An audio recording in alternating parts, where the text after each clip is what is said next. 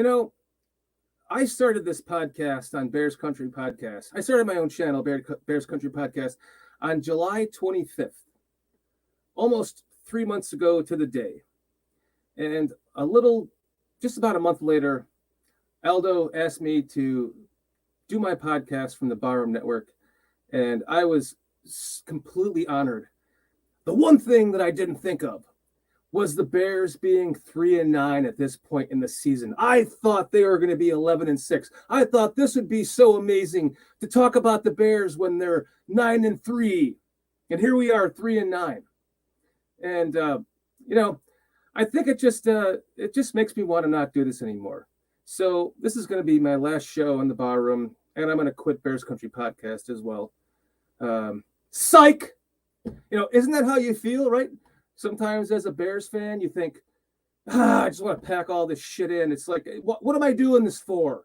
We're fucking 3-9 right now. Why are we 3-9? I thought we were going to be 11-6.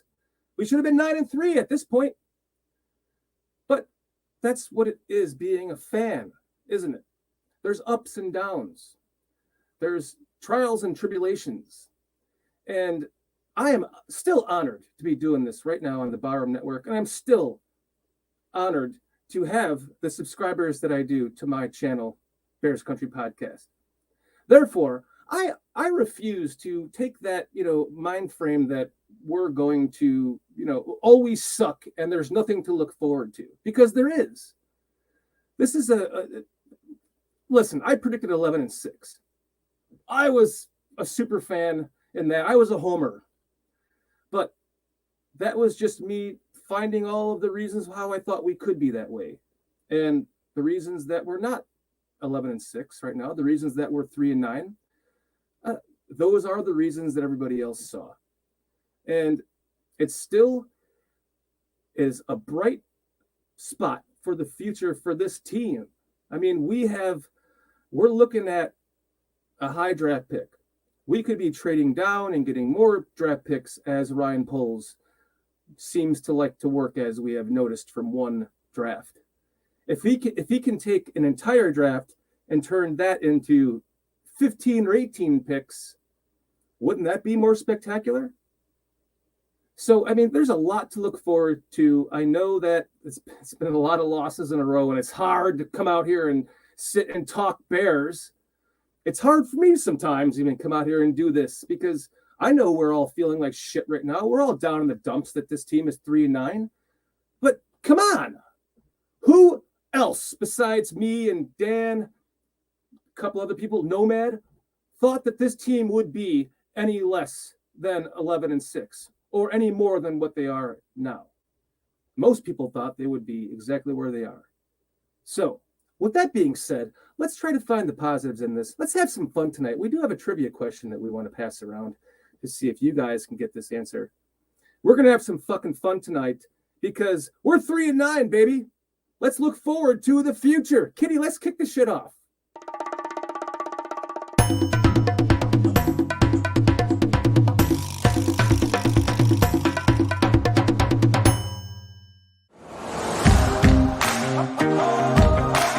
Bears country. Where is it? It's in your man cave. Your home.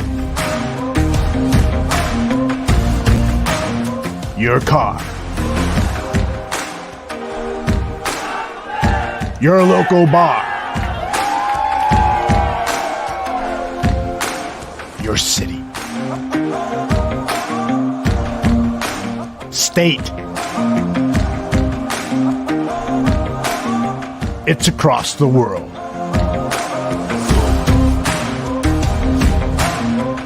It's in your heart. And it's here. The Bears Country Podcast.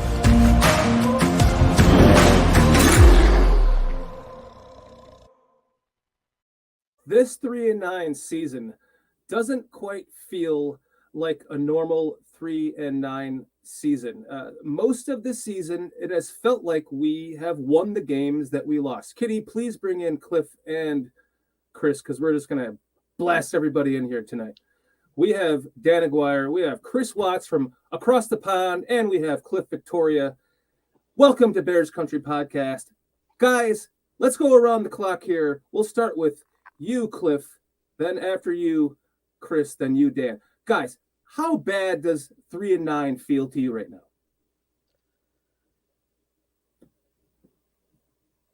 Can you guys hear Cliff? I think Cliff's on mute. Oh, yeah, you're on mute, Cliff. All right, I'm back. Sorry. All right, let's get to it. Yeah, how bad does 3-9 feel to you, Cliff? One mistake for Cliff so far. Hopefully not more. Legal procedure, 5-yard penalty. All right, before we start, I want to say hi to you guys and also to everybody out there. I hope you guys had a wonderful Thanksgiving. Thank you, all Cliff. You too. I hope everyone in chat, you, Dan, I know you don't celebrate it, Chris, but happy Thanksgiving of the past, everyone. Hope it was a great day. So getting on to 3-9, I've been saying for quite some time that this is not a season where the Bears are going to make the playoffs, and that what we really need to all look towards is next year, because I think 2023 is going to be special.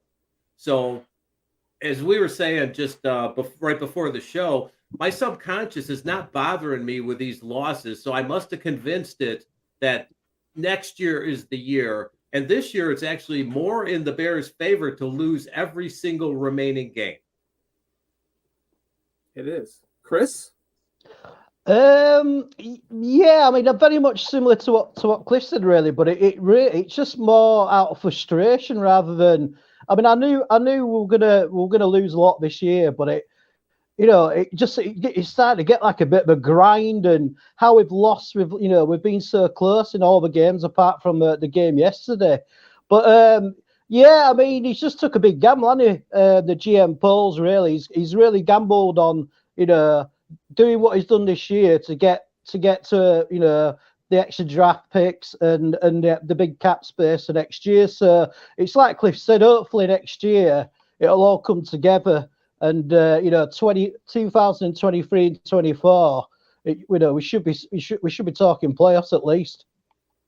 Yeah, I agree. How do you feel, Dan? I'm going to say something positive, and then I'll tell you how I feel. Yes, good. You mentioned the podcast was created on July 25th. That's Walter Payton's birthday. I know.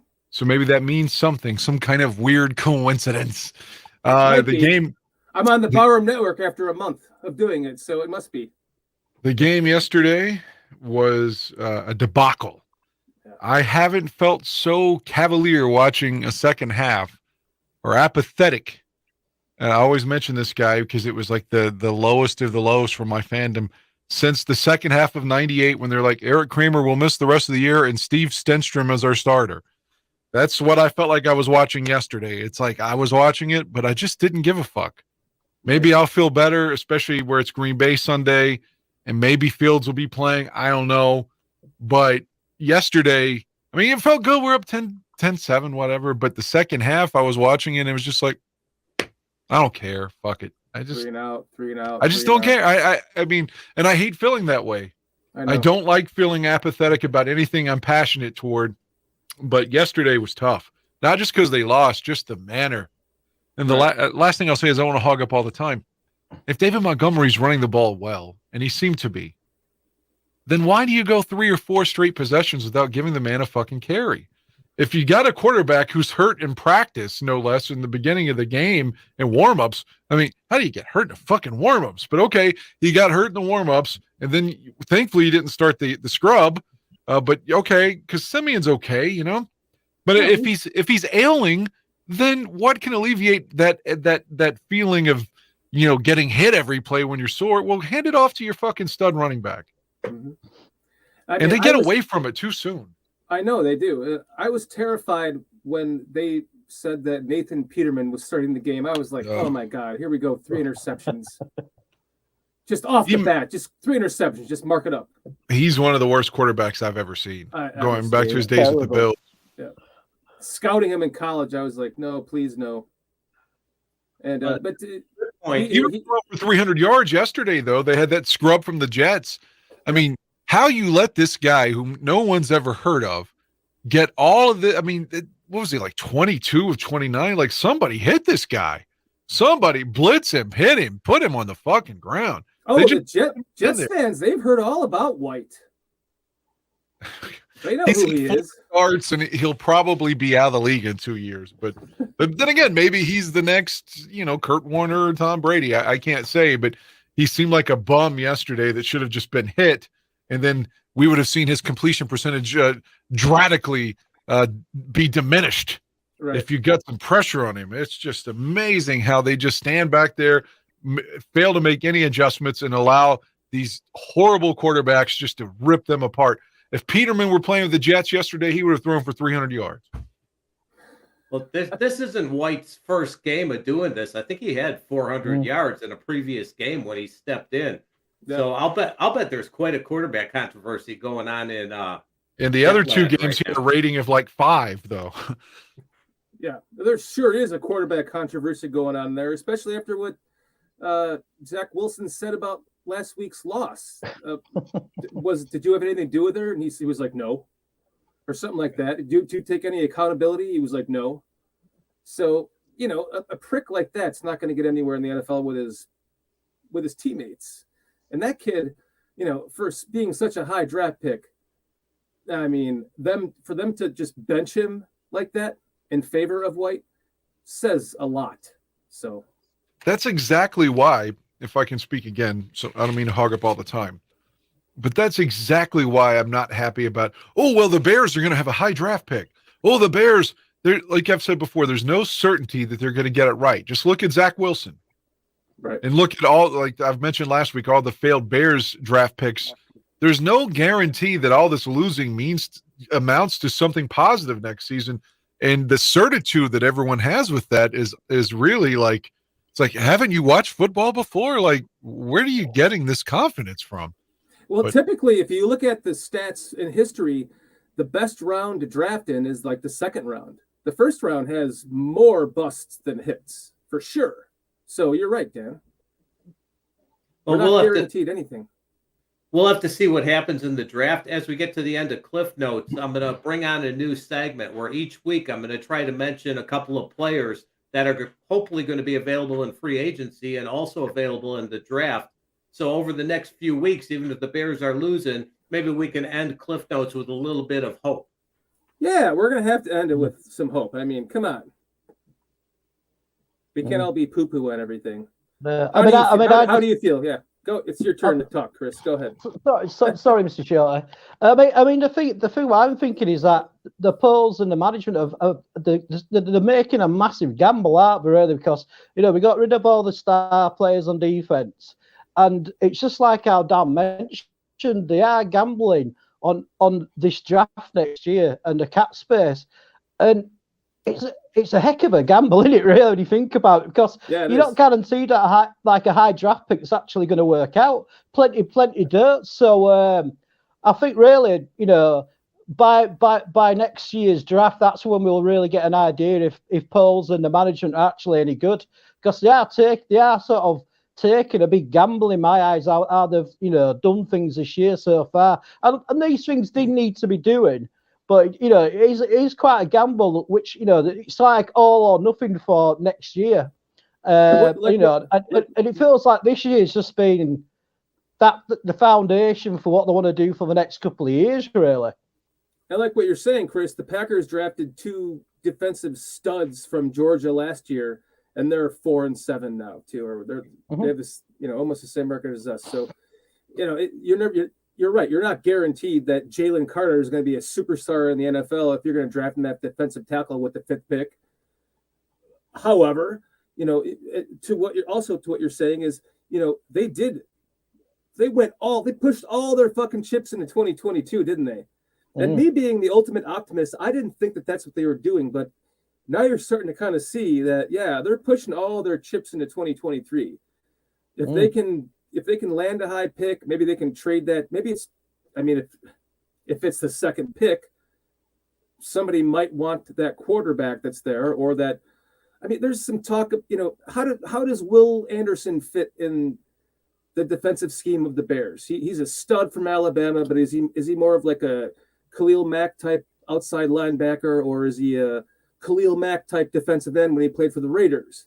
To me, he seems more of like an outside linebacker. So maybe somebody really wants that guy at 3 or 4, and you're able to trade down to 7 or 8 and get another pick in the first round, and then you can get like a Jalen Carter with the 7th pick, and maybe a wide receiver or something with the second pick in the first round, depending on what the trade scenario is. There's so many things that can happen moving forward into 2023 with what this regime has set up. And it has been a painful year so far, but like we said, there's been a lot to build on. And I think that I'm not to look too forward into the future, but this is going to be an exciting draft for us. You can add wide receiver to the needs because of Darnell Mooney's knee injury yesterday. I bet you that precludes him from getting a big contract. Was it a knee? I thought it was an ankle. It looked bad to me. I don't want to miss it. Like if I'm wrong on the assessment, I thought it was a knee. Okay, let's assume it's an ankle. Either way, he's out for the season, and he hasn't been that playmaker that we wanted this season anyway. So I wouldn't be surprised if he's just allowed to walk after next season and not given a new contract. I think the Bears may try to sign him for a reasonable price. He's not going to command anything like top 10 wide receiver money, especially after getting hurt after a mediocre season. So it's in the Bears' interest to have a WR2 or a couple of WR2s. So if they can get him for the right price, go ahead and sign him. And if they can't, then go elsewhere. The only thing positive about him being hurt is that this will give N'Keal Harry, again, another opportunity to show. Because I thought he was doing well. And then suddenly he's been a healthy scratch over and over and over. And, of course, I didn't want to see Mooney hurt. It's terrible. I wish him well. But if you use Lovey's mantra of constantly saying next man up, then I'd like to see number 8 get some playing time now. Chris? No, I mean, I agree with what the boys have been saying, really. It's just, I don't know, it's just really frustrating, isn't it, really? I mean, it's just so sad that we're talking about the draft and we're only just over halfway through the season.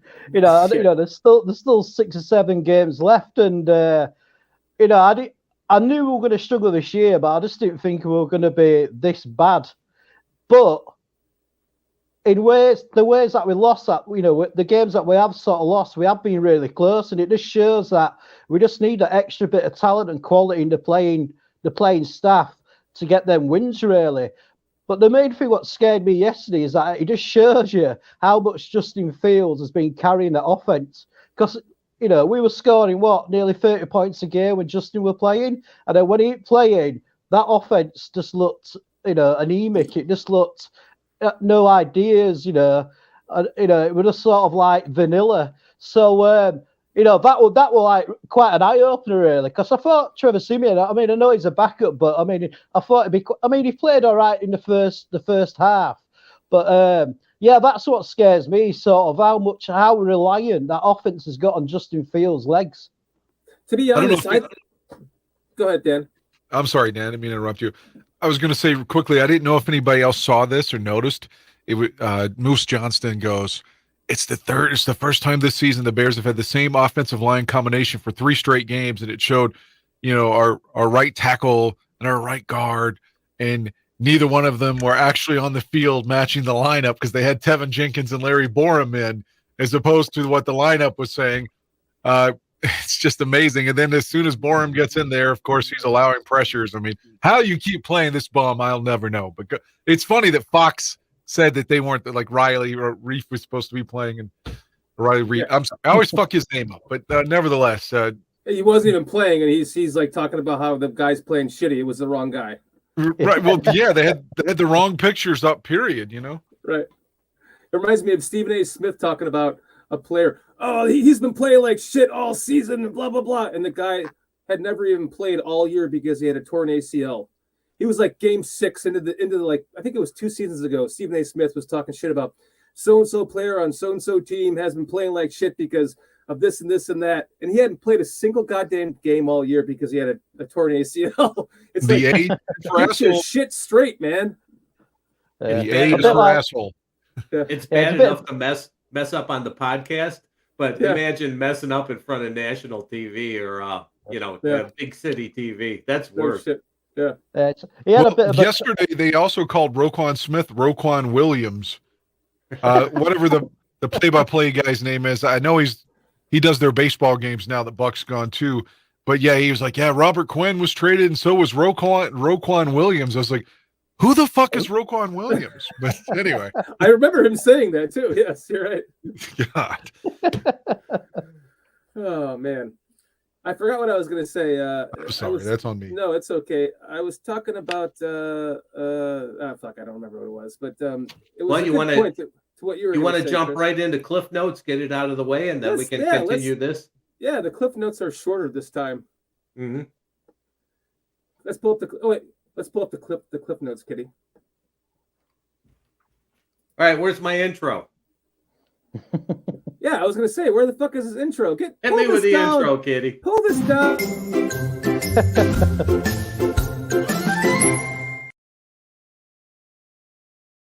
Good job, Kitty. All right, go ahead, Cliff. All right, here we go. As mentioned, these Cliff Notes are going to be a little bit shorter because none of us wants to really go over in detail a game like the one we just saw.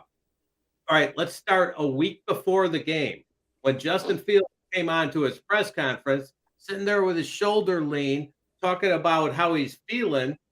And at that point, I knew he wasn't going to play this week. Right. And then he had Eberflus all week. Oh, well, he's day to day. If everything goes right, he's going to be out there. He's going to be playing. Eberflus just loves to keep whoever's playing secret. Yep. Isn't that much of an advantage to hide who's going to be playing? I could see maybe with a quarterback or so, but every time with every player, would you guys be concentrating as much on keeping that secret? Well, if I may just interject on Greg Gabriel today on the Barroom Network, Greg said that someone kept calling him from the Jets and asking him, is Justin Fields playing today? Or no, he was texting him. And he was like, he didn't answer him. Or not today, but is Justin Fields playing this weekend? And he didn't answer him. And like a day later, he asked him again, is Justin Fields playing this Sunday? And he didn't answer. He's like, why would I give him that information? Like, I don't know. Like, even if I did, why would I tell you? So he mentioned how that, even to the fact, like, we're, people on a team are, they're texting previous, team members that aren't even in the game anymore and trying to get information from them just to find out if that player is going to be in the game. So I think, to answer your question, Cliff, I think it does give the advantage to Eberflus to not put that information out there again. In fact, I think he might be doing it again this week when you saw him in the press conference talking about Justin Fields is day-to-day still. It could be playing into again this next weekend, and he might not play at all. It might just be sitting again. Mm-hmm. So I think it does work in their favor. No, go ahead, Chris. Sorry. No, I mean, I agree with you, Mr. Shorty. Really, it's just it's a bit of gamesmanship. Not obviously as well because Justin Field and Trevor Siemian are such different style quarterbacks as well. But it would make a massive difference. It does make a massive difference who's playing. And if the Jets wanted to find out if he were playing, then they'd be able to, put their defense in a certain way because they know they're going to run Justin. Well, they'll be thinking, well, they're going to run Justin Fields a lot like they have been doing for the last month. So I can see the competitive advantage of doing it. And you're right as well, Mr. Shorty. He was doing it today. I saw like the last part of the press conference, and he was being asked, and they're going, "Oh yeah, it's just day by day," you know what I mean, and all this sort of thing. Which I understand him doing it. I mean, the journalists keep asking him the same question. He just gives them the same answer. Oh well, yeah, we'll let you know, by Wednesday when we got to tell you and whatever. But I can definitely see the advantage when it comes to like somebody like Fields as a quarterback, how he plays compared to what Simeon is. Dan Aguire, how do you feel about hiding the players as much as possible? I mean, I think in baseball, for instance, with like who's going to pitch, is it going to be a left-hander? Is it going to be a right-hander? Things like that. affect your entire lineup. And it's certainly much more important than I think in terms of the NFL. But if I can go old school, I remember watching the NFL footage of the Kellen Winslow game following the 1981 season, and the Dolphins are hosting San Diego in a playoff game, and the Chargers get out to a 24-0 lead. And the Dolphins bench their quarterback, the late David Woodley, and they put in Don Strock, who leads this comeback. Eventually, Miami's up 38-31, but they're going to lose 41-38 in overtime. But I remember the NFL films footage of it. I'm playing contrary to my own opinion. The Charger players are like, we talked about Strock, but we prepared for Woodley. So when they put Strock in, the difference in their games, it was like it dumbfounded us. Like we couldn't do anything to stop him, and it nearly lost them a playoff game. But so in some situations it does matter, but I think it's kind of everyone just trying to copy Belichick in modern times. Sure. Now, does that beg the question then? Does it benefit the team to have a backup quarterback who is entirely different than the starting quarterback, like Simeon is to Fields? Because I've been kind of preaching a little bit like the Bears need to draft a quarterback with a similar skill set, like in a late round, that they can just develop as a backup quarterback that they can put in when Fields gets. If Fields is going to run the ball like he's running the ball like for the next 2 or 3 or 4 years, you're going to damn well be sure he's not going to play all 17 games. So do you want to put in someone who has the same skill set, or does it benefit the team to put someone in like Simeon, who is more of like a tree trunk that can just get the ball? I kind of honestly thought he would have 300 yards passing, because I thought he would open up the passing game this week because of his ability to pass the ball better than Justin Fields at this point in his career. I was wrong, but that's a big question. Do you want someone that is a different skill set? I think it depends on the coach. Like last season when the bald fuck was here and Dalton gets hurt and it's time for Fields to come play, and he, in the game in Cleveland that Aldo and I were at, he's running the same offense as if Dalton's in there. You have to be able to key your offense to fit your personnel. Like I always mention Pat Riley. He wasn't running Showtime with the Knicks the way he was with the Lakers. He didn't have the same personnel. So if you got a coach that's inept, such as Matt Nagy, then you can't. It would behoove you to have the same type of player. But if you have someone that can think and can extrapolate things out and be a critical thinker, then you can have 2 different styles, in my opinion. I would value the quality of the backup quarterback a bit higher than what style he plays. If you've got a great quarterback as backup and he plays the same style, that's probably better than having a mediocre quarterback who's completely different. Chris, what do you think? I mean, I personally think that your backup quarterback should have the similar traits to your start, because it means you'd have to completely alter your whole offense, and the whole offense that you've been running all year as well. I think the Ravens did it with Lamar Jackson and Griffin III, because, they're similar styles, a lot of running, speed guys. So, it makes more sort of logical sense to get a backup who's similar in style. But like as Cliff said, there's no point in having a backup who's similar style if he's a load of rubbish. But I personally, I'd try and get somebody who's similar to Fields, so then you'd have to, change your whole offense just for one guy. Mm-hmm. Good point. Interesting thought. Yeah. All right, Cliff, now, what's up next? Okay, here to finish up number 1. I thought it was a bit funny when I heard that Nathan Peterman was going to be starting, because I'm just picturing Eberflus all week. He's been hiding that Justin. All right, he knows that Trevor Siemian has been practicing all week with the one, so he's hiding the fact, and he's like, ha ha ha ha. And right before the game, what do you mean Nathan Peterman's going to play? He probably was like, oh, fuck. Yeah. So I was picturing his face at that moment. I know. So was I, actually. Like, oh, man, really? Why he was supposed to be on the practice squad. Yeah. All right, moving on. Go ahead, Chris. No, but I felt exactly the same because we were still doing a tailgate show yesterday morning. And like we found out that Justin Field wasn't starting, and then somebody said, "Oh no, he is starting." And then it was Simeon, and then somebody said, "Oh no, he's injured himself in warm-ups." So to Peterman, and as soon as I heard Peterman, I thought, "We're fucked. We're fucked. We're fucked. That's the end of the game. I might as well just watch something else." You know what I mean? Nice. I might as well go jerk off. Yeah, I'm off. Oh, by the way, Chris, I want to congratulate you on your Barfly Tailgate show yesterday as your 1-year anniversary on the show. Oh, cheers, man. Cheers, yeah. And the worrying thing is, though, that year's gone so quick. And also the other worrying thing is that we're sort of talking about the same things we were talking about last season. You know, so that would be what was sort of like getting into my head yesterday morning. Like, hold on, didn't we talk about this sort of thing last year as well? Fucking Groundhog Day all over again. But I suppose that's what being a Bears fan, that's what it's all about at the moment. So yeah, thank you very much, guys. That were very, very kind words. It's kind of like what I said starting off the show. It's like I didn't expect this team to be 3-9 when I started the podcast, but here we are. Oh, you are the optimist. I'm trying to be, man. So, but congratulations to you, Chris, on your 1-year anniversary on the Barroom Network. That's awesome. Cheers, man. It's been a blast, man. Absolutely. All right, I'm to number 2. Who's this white guy? Wait, me?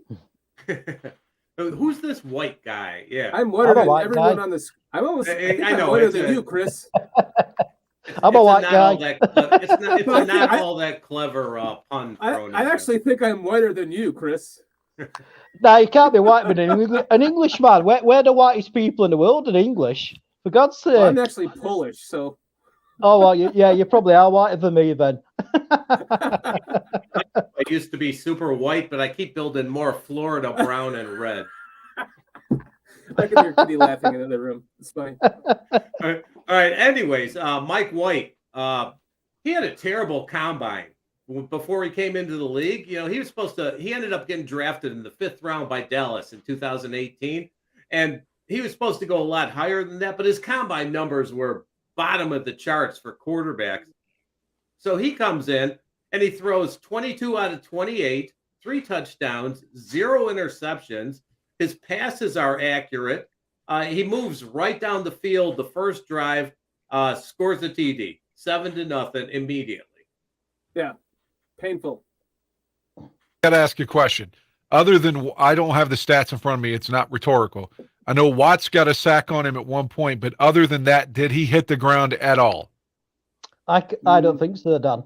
No. Yeah, I mean, any of us could throw 22 of 28 if there's no threat of being sacked or hit, you know? That's on the Bears defense more so than on that kid's alleged greatness. I believe I saw someone in chat earlier, it was on the Greg Gabriel show, that the Bears have 14 sacks, I think. Wouldn't surprise me. 13. If that's true, I don't know what the number is because I haven't looked it up, but that's fucking pathetic. If that's true, 99 has been an immense disappointment. Yes. Yeah. I thought 99 would take over a little bit, you know. Yeah, me too. Leader. Yeah. They have nobody right now who can consistently get to the quarterback. I mean, nobody, none of them. So, no, all right. Nothing. Well, that's sad enough. So, all right, let's move on to why haven't the Bears been playing Darrington Evans? Yeah, he looked like he had some speed yesterday, didn't he? Mm-hmm. I wondered that right out of the gate when Herbert was injured. Why didn't they put Evans in right from the get-go and give him the same amount of carries? And when the kid had the ball in the game, I'm sorry, I feel like I'm talking out of turn, but when the kid had the ball in the game, he was electric. He's got some moves. He's got some shiftiness to him. He's a lot better than Ebner. Yeah, 100% better than Ebner. Yeah. I must admit, though, I was sort of thinking, who the hell's this guy? Where's he come from? When he first got on the pitch at Evans, who's he? But yeah, I mean, he was a lot better than the rookie. I mean, I don't know if because the rookie, they only sort of see him, give him a couple of snaps and take him off. Maybe he just needs a few more sort of consistent, like a whole series to get him. But yeah, Evans were a nice surprise yesterday. Mm-hmm. I'm not sold on Ebner. I think I'm not.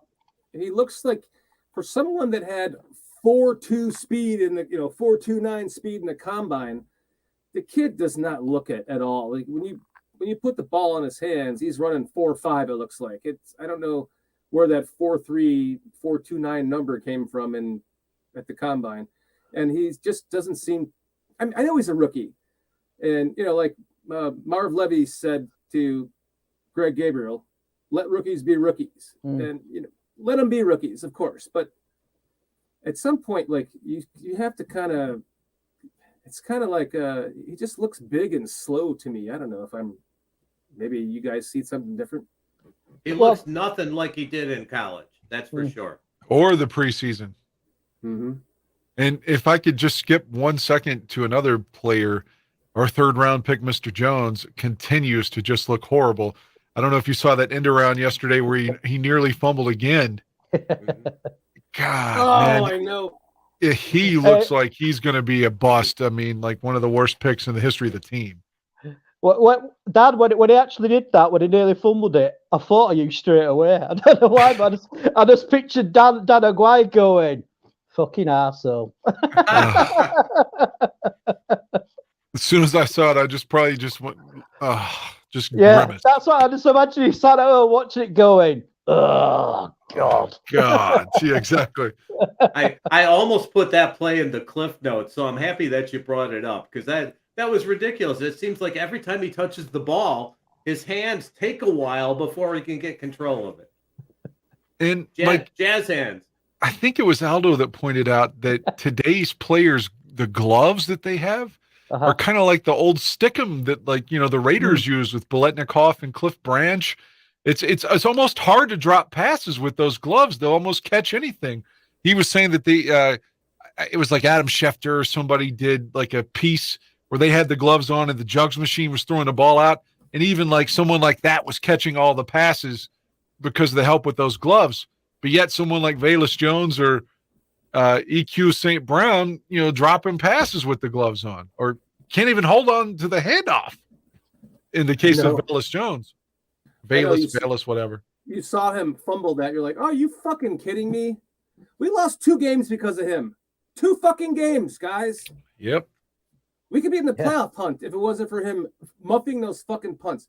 And Smith Morset. You can count on one hand the plays that we lost a game on that we would have 5 more wins, guys. 5 more fucking wins. The Bears have had a couple of decent punt returners over the past few years. They had Corderell. Who's the guy last year? One of their receivers was doing it. Nakeem Grant. Thanks. Yes, thank you. Nakeem Grant. He was awesome. They should have held on to him. So when they get a punt returner, why do they keep getting rid of him? That makes no sense to me. And they traded a 6th round pick to get Jakeem Grant, but I guess it's Ryan Poles' arrogance to say, well, I didn't sign him. He's not my guy. I'm so tired of hearing that, Justin Fields he didn't draft him. I mean, it's just imagine if the Bulls, Doug Collins would have come in and been like, well, I wasn't here when Jordan was drafted. Maybe we can trade this fucking guy. It's just come on. So you weren't here. That's it's fucking irrelevant. Notice the talent you have. Go ahead. Sorry, mate. I completely agree with you, Dan. That is one thing. What really irritates me. Or like before the season, people go, "Oh well, Pauls didn't draft Fields, so they might not be all in on him." And the thing is, when you take a job like a GM, he would have looked at the job going, "Well, no, Fields is like our main prospect on offense. He's still a commodity, a high up commodity in the league." So I hate all that bullshit about that coach. That GM didn't draft him and all that. It's bullshit, man. Absolute bullshit. That kind of leads me into a question that I wanted to present today on the show. And I listen, I love Justin Fields with all of my heart. Almost as much as I love my wife. He's the first quarterback in my life that we drafted that actually has some fucking potential, and I've been I started the podcast basically because of him. she's been pushing me for years to do it, but Justin Fields got me to finally do it. And, like that love is, is it possible that we're in this position now? I'm just playing devil's advocate, just so you know how much I love Justin Fields. I'm playing devil's advocate. Don't hang me over here. Don't light my hair on fire. Is it possible that they could either A, draft Bryce Young because he's a better passer and trade Justin Fields for a boatload of picks while he's hot? Or if they end up with the second pick, let's just say, I'm just playing devil's advocate, they would trade that pick and get a boatload of picks. Is it possible, and I'm not saying I want them to do it, but is it possible that they might view like a Bryce Young as a better pocket passer? Because I'm going to say this, the kid throws a beautiful pass. That ball flicks off of his wrist very, not to say it, his name, but very, someone up north in Green Bay, like he has that flick off of his wrist that just puts that perfect spin on the ball. He's really accurate. Is it possible, again, don't hate me, I'm just asking the question. I don't agree with it. Just is it possible that they might be thinking, let's trade Fields for a boatload of picks. We'll draft Bryce Young if we have the second pick, or if we have the that would be such a risky move to do. But Ryan like Poles that would be like, he's my guy, though. I drafted him. I'm here now. I'm pretty down on Poles. So I could see him doing that just out of sheer arrogance. Mm-hmm. Wow. My jaw would drop. Mine would too, but I couldn't disagree. Chris? I'd be astonished if it happened. I'd be completely pissed off if it happened, because to me, we just need to get a bit of consistency, because there's, we're going to have such an influx of new players next year, hopefully, and quality players. But can we just have a little bit of consistency at one part, one position on the field, please? Because the last thing you want to do is start over a quarterback, right? Because that's the guy running the whole fucking team. So and the thing is, we've got so many holes in the team that we need to use these draft picks on everything, D line, linebacker, wide receiver, whatever. And I just think it'd be a ridiculous move, and I'd be very pissed if that happened, to be honest with you. I think that 3 of the 4 of us agree that's probably not going to happen. But Dan, you think it's possible? So I think it's possible, just because I'm a Bears fan, and I always find myself possible too. But yeah, I find myself disgruntled all the time, it seems. So, do I want it to happen? Fucking no. But is it something they probably would salivate over just so they can say this is our guy? Then, unfortunately, yes. Mm-hmm. Yeah, I could see that. All right, go ahead, Cliff. Sure. I'm thinking that moving the players around, like the Bears have been doing, which seems insane on the point of it. I think they are definitely trying to grade these players based on next year and who they're actually going to keep on the team. Because that's the only thing I see that adds a little bit of logic to moving players around so much, especially on the offensive line. 100%. Yeah. Oh, okay. On to the next one. Why haven't the Bears been targeting Claypool, number 4?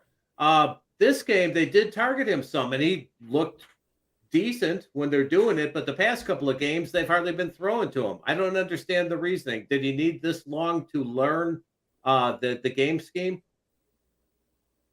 I'm going to say that, well, the first game that we saw him playing was the one that we were at, Dan. The Dolphins game. He had like 7 targets in that game. Then he had like 2 the next 3 weeks. Right. And I didn't see how many targets he had yesterday, but I would think that he's probably right on pace with his targets for where he's at, being on the team for only 3 weeks. I'm really, next year is the year to look for Claypool. If he can do anything positive this year, that would be a positive. But I mean, for him to just come in with, in the middle of the season and try to make a big difference I think it's asking a lot. So next year, I think we can look forward to Claypool. Whether he's a number 1 or not is the question, I think. I mean, I agree with you boys, really. I think he's only been here 3 weeks. He's probably not going to know the full playbook by this time. But I am quite surprised that a couple of games, he only got, like you said, he only got targeted twice. But I mean, that could be down to so many factors. In the game, why the Applewhite Fields might not be seeing him, or he might not even be getting open. But I think, like you said, Shorty, I think next year, really, yet again, we have to wait next year to see what he can do properly. Mm-hmm. My fear is if they keep running, there's only 5 games left. If they keep running Fields like they're running him, and the passing game doesn't become more developed in this next 5 games, that we're going to exit the season with all the fans up in arms about whether or not he's a fucking passing quarterback, if he's a pocket quarterback or not.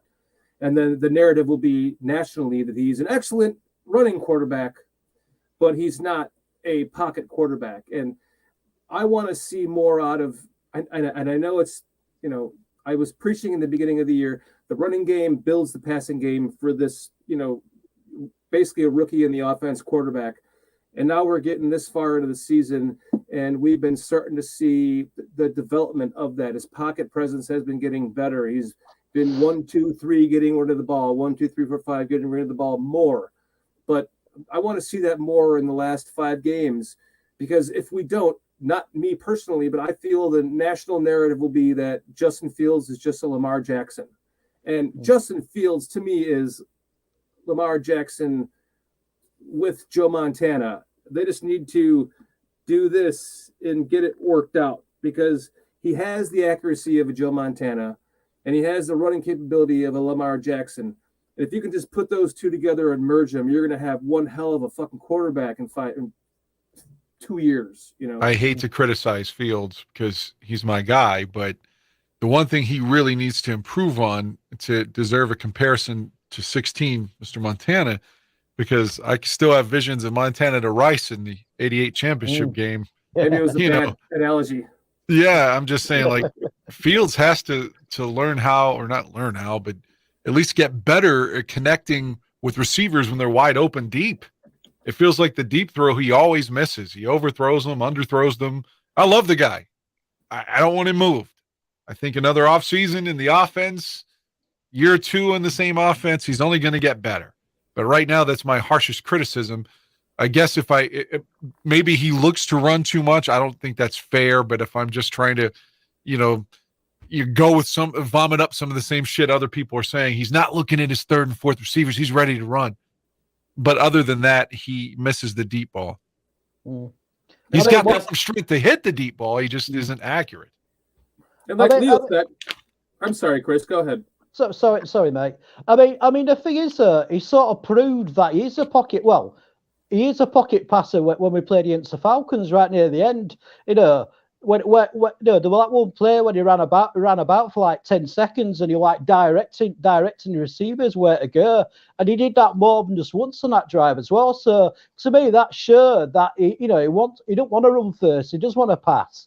And like Dan said, he's been in like 3 different offensive schemes every year: college, Nagy the ball fuck, and then the scheme running now. So at least give the guy another season. And also as well, at the start of the year, sorry, I'm babbling out, but you're making good points. No, you said the name. I'm not even going to get into that. But also as well, earlier. Wow. You beating me. All right, I gotta say, I think Justin has a way to go before I'm gonna put him on the same page as Joe Montana. But I like what Leo Factor says here. Fields was never a running quarterback in college. He just has to trust his O-line, and he will get going into the passing game. You're right. If I could make a comparison with Fields, though, that I think is, not to step on you, Cliff, that I think is better than Montana. No offense, Dan. I think the play that Chris referenced in whatever the Georgia Dome's called, their new stadium, the Falcon Stadium, whatever that's called, that play where he eluded like 10 people and completed the pass down the sideline. There was a play in the Rams-Titans Super Bowl, if you recall, Super Bowl 34, where Steve McNair dodged like 6 different Rams and completed a pass down the field where it led to that. We got stopped at the half-yard line at the end of the game.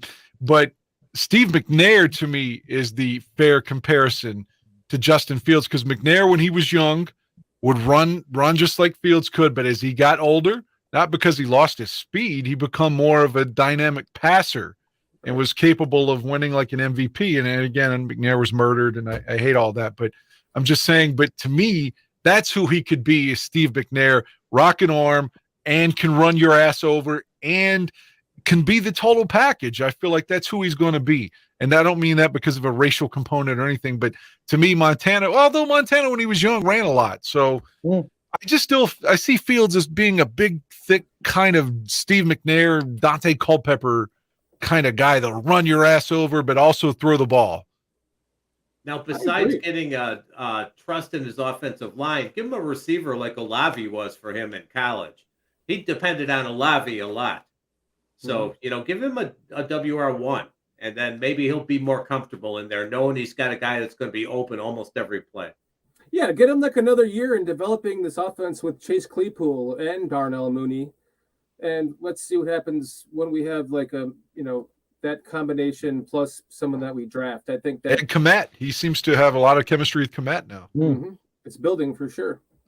And like Lamar, he's getting better. Lamar was strictly a running quarterback when he first started out. His passes were terrible.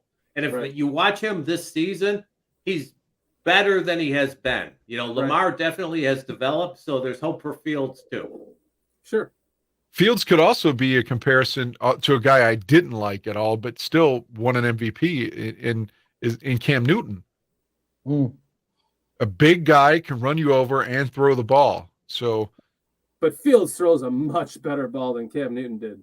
That's for sure. I think so, but I'm just saying. But you can't take anything away from Cam. He won an MVP and took a team to the Super Bowl. Even though I don't like him, I didn't like him as a player, but you can't take that away from him. 100% no. You're right. What's up next, Cliff? Moving on. Number 5, fumble. And one of the funniest plays of this game, the Jets long snapper drops the ball. He picks it up.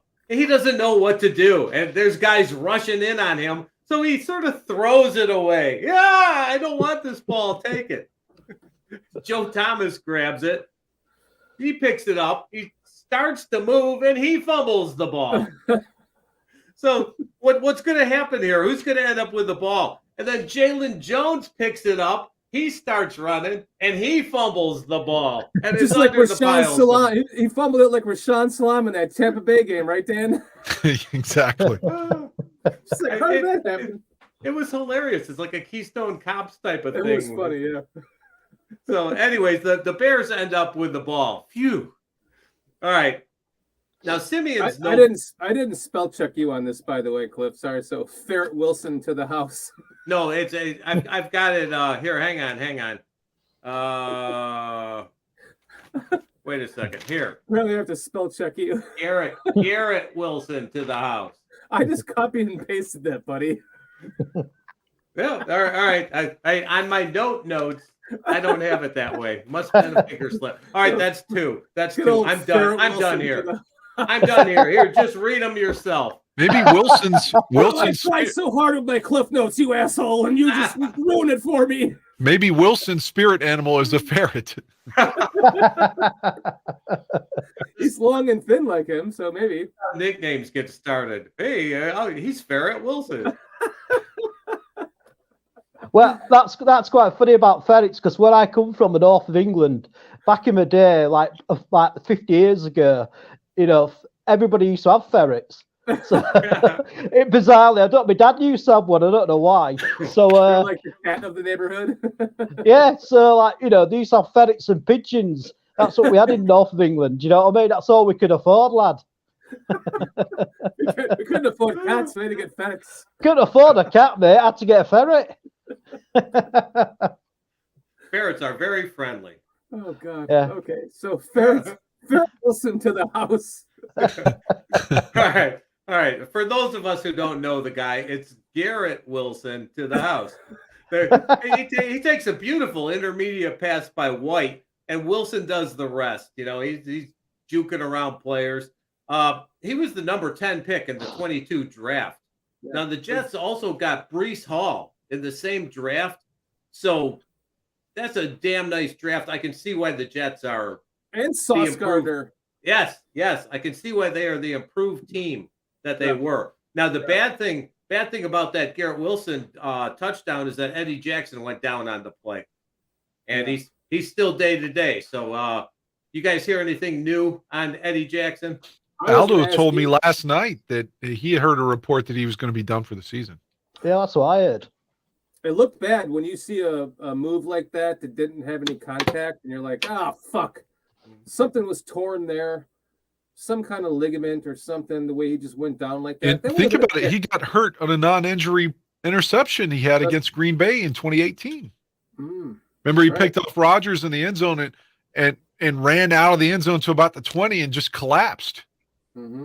Non-contact injury that he had in 2018, which he missed the Eagles playoff game over. Hydration, guys. Hydration. Yeah.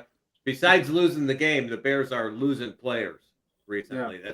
This game was terrible, wasn't it? I mean, they were one of the least injury-prone teams going into this game, and then they ended up with 5 injuries out of this game, and now we're like, what the fuck's going on for the rest of the season? Because what we're looking at Jackson, Mooney, Justin, Riley Reif, and Larry Barroom. So who's playing right tackle, by the way?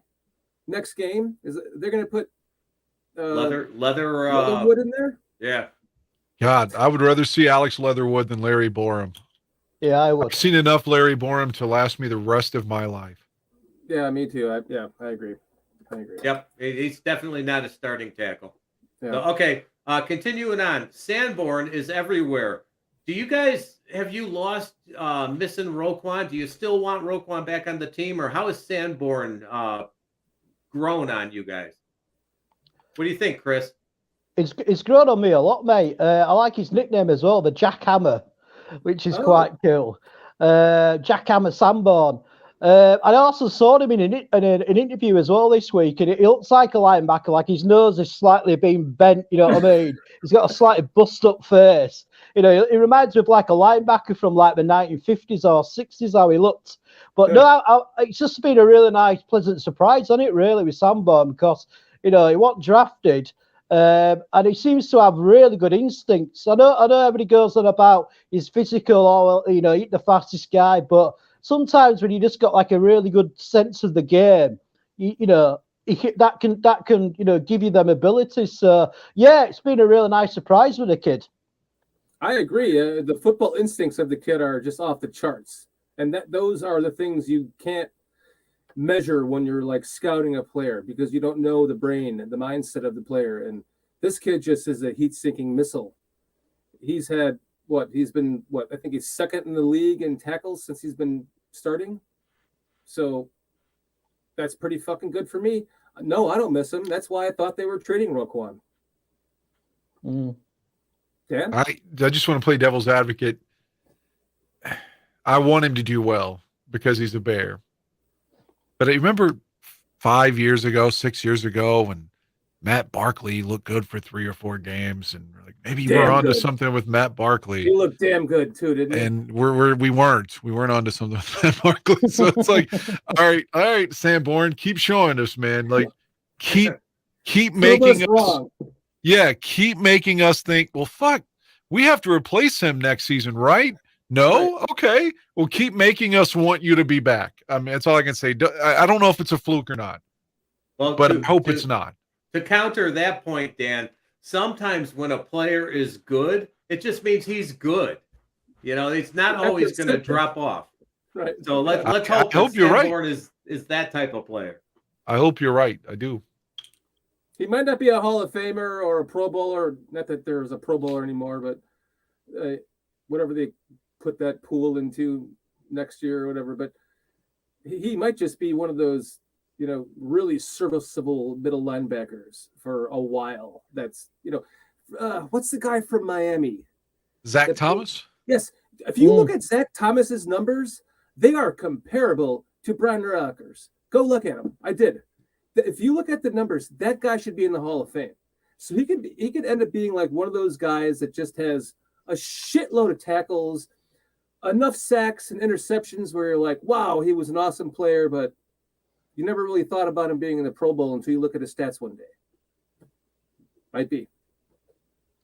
Yes, Sanborn fills the gaps too. They showed a replay on one of his plays where he fills the gap, so the running back attempts to go outside, then he sheds the block and gets in on the guy. I was very impressed with that play. Yeah. You all watch college ball, right? See, I don't. So why wasn't Sanborn drafted then? I'm not saying that I have no agenda when I say that. I literally don't know the answer. I don't either. The only thing that people say is speed, and actually between the tackles, he looks pretty quick. Well, but I read on Greg Grable's show today, he was saying that he actually had a faster 40 time than Lance Briggs. And we all know how good Lance Briggs turned out. So yeah, and Lance was a 3rd-round pick. That's what I'm saying. Why was Sanborn not drafted then, I wonder? That gives me caution, because there's for every Tom Brady that's drafted in the 6th round, like that's an outlier. And then you're talking about a guy that's completely undrafted. I mean, the odds of a completely non-drafted player becoming Brian Urlacher or Zach Thomas or something, it just seems really far-fetched. I hope it continues, but there's a reason the guy wasn't drafted. I just don't know it. No, I don't. Well, maybe he fell through the cracks and Poles was the only one that saw the talent there. Let's hope, because that says something good about Poles, if that's the truth. Touche. He's a hometown talent, so he wanted to play for the Bears. So they were either way, I'm happy to have him on the team. I am too. I want to see where he goes. I really do. All right, now one play I wanted to mention. Did you guys see Zerline when he had a 57-yard field goal attempt? And it's raining pretty hard at that point. And he just comes up there and he kicks the ball like 63, 64 yards right through the uprights. He kicked it like 75 yards. It would have been good from 65, and they would have still had room to go. In the rain. Yeah. So I just wanted to mention that because that was a damned impressive kick. Indeed. I think he likes to call himself Legatron. I think that's his own given nickname. So he was lucky he made that kick with that nickname. Yeah. I wanted to take this moment between. So now that we're at Cliff Note number 8, I wanted to, in between the 16 Cliff Notes, I wanted to present a trivia question for everyone that we can think about until the end of the podcast for all the viewers. I want to know, everyone in chat, everyone in comments, put your answers in here. Here's the trivia question. And we're just going to ask the question. We're not going to give the answer. We're going to come back with the answer later. The Bears have more, and Dan, I'm trying to keep this centric to you so it's not too classic. The Bears have more home wins since moving to Soldier Field than they had in the 51 seasons at Wrigley Field. The Bears have more wins since moving to Soldier Field. Well, I know they moved to Soldier Field in what, 70, 71? 1971, they moved to Soldier Field. How many years did they play at Wrigley? 51. 51 seasons. So in 51, it's right there on the screen. 51 seasons at Wrigley Field. Do the Bears have more wins, more home wins in the current Soldier Field than they had in the 51 seasons at Wrigley Field? True or false? I'd have to say true, just because there's more games. I mean, it used to be a 12-game schedule, a 14-game schedule, then a 16, and now a 17-game schedule, and more home games per season. So I'm going to say true, but I could be wrong. I don't know the answer to any of these questions I'm asking. I don't want to know. I want to guess with you guys. So I'll just let you think about that. The Bears were a much better team during their early years. I mean, they won championships. They won a lot of seasons. And even if the seasons were shorter, they won a lot. So that would be the only reason I would guess that it would be false. My answer would be false. Yeah. Yeah, I'm thinking false as well. I just think just by the number of the seasons, really, and how good the Bears, like Cliff said, how good the Bears were when they first started off. All right, so J-Rock is false. I'm writing J-Rock's answer down. And now all you guys that were just going to turn us off and leave the podcast, you'll never know unless you stay till the end.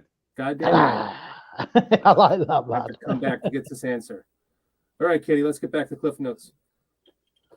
All right, here we go. Moving on to Simeon sacked. All right, the first play of the second half.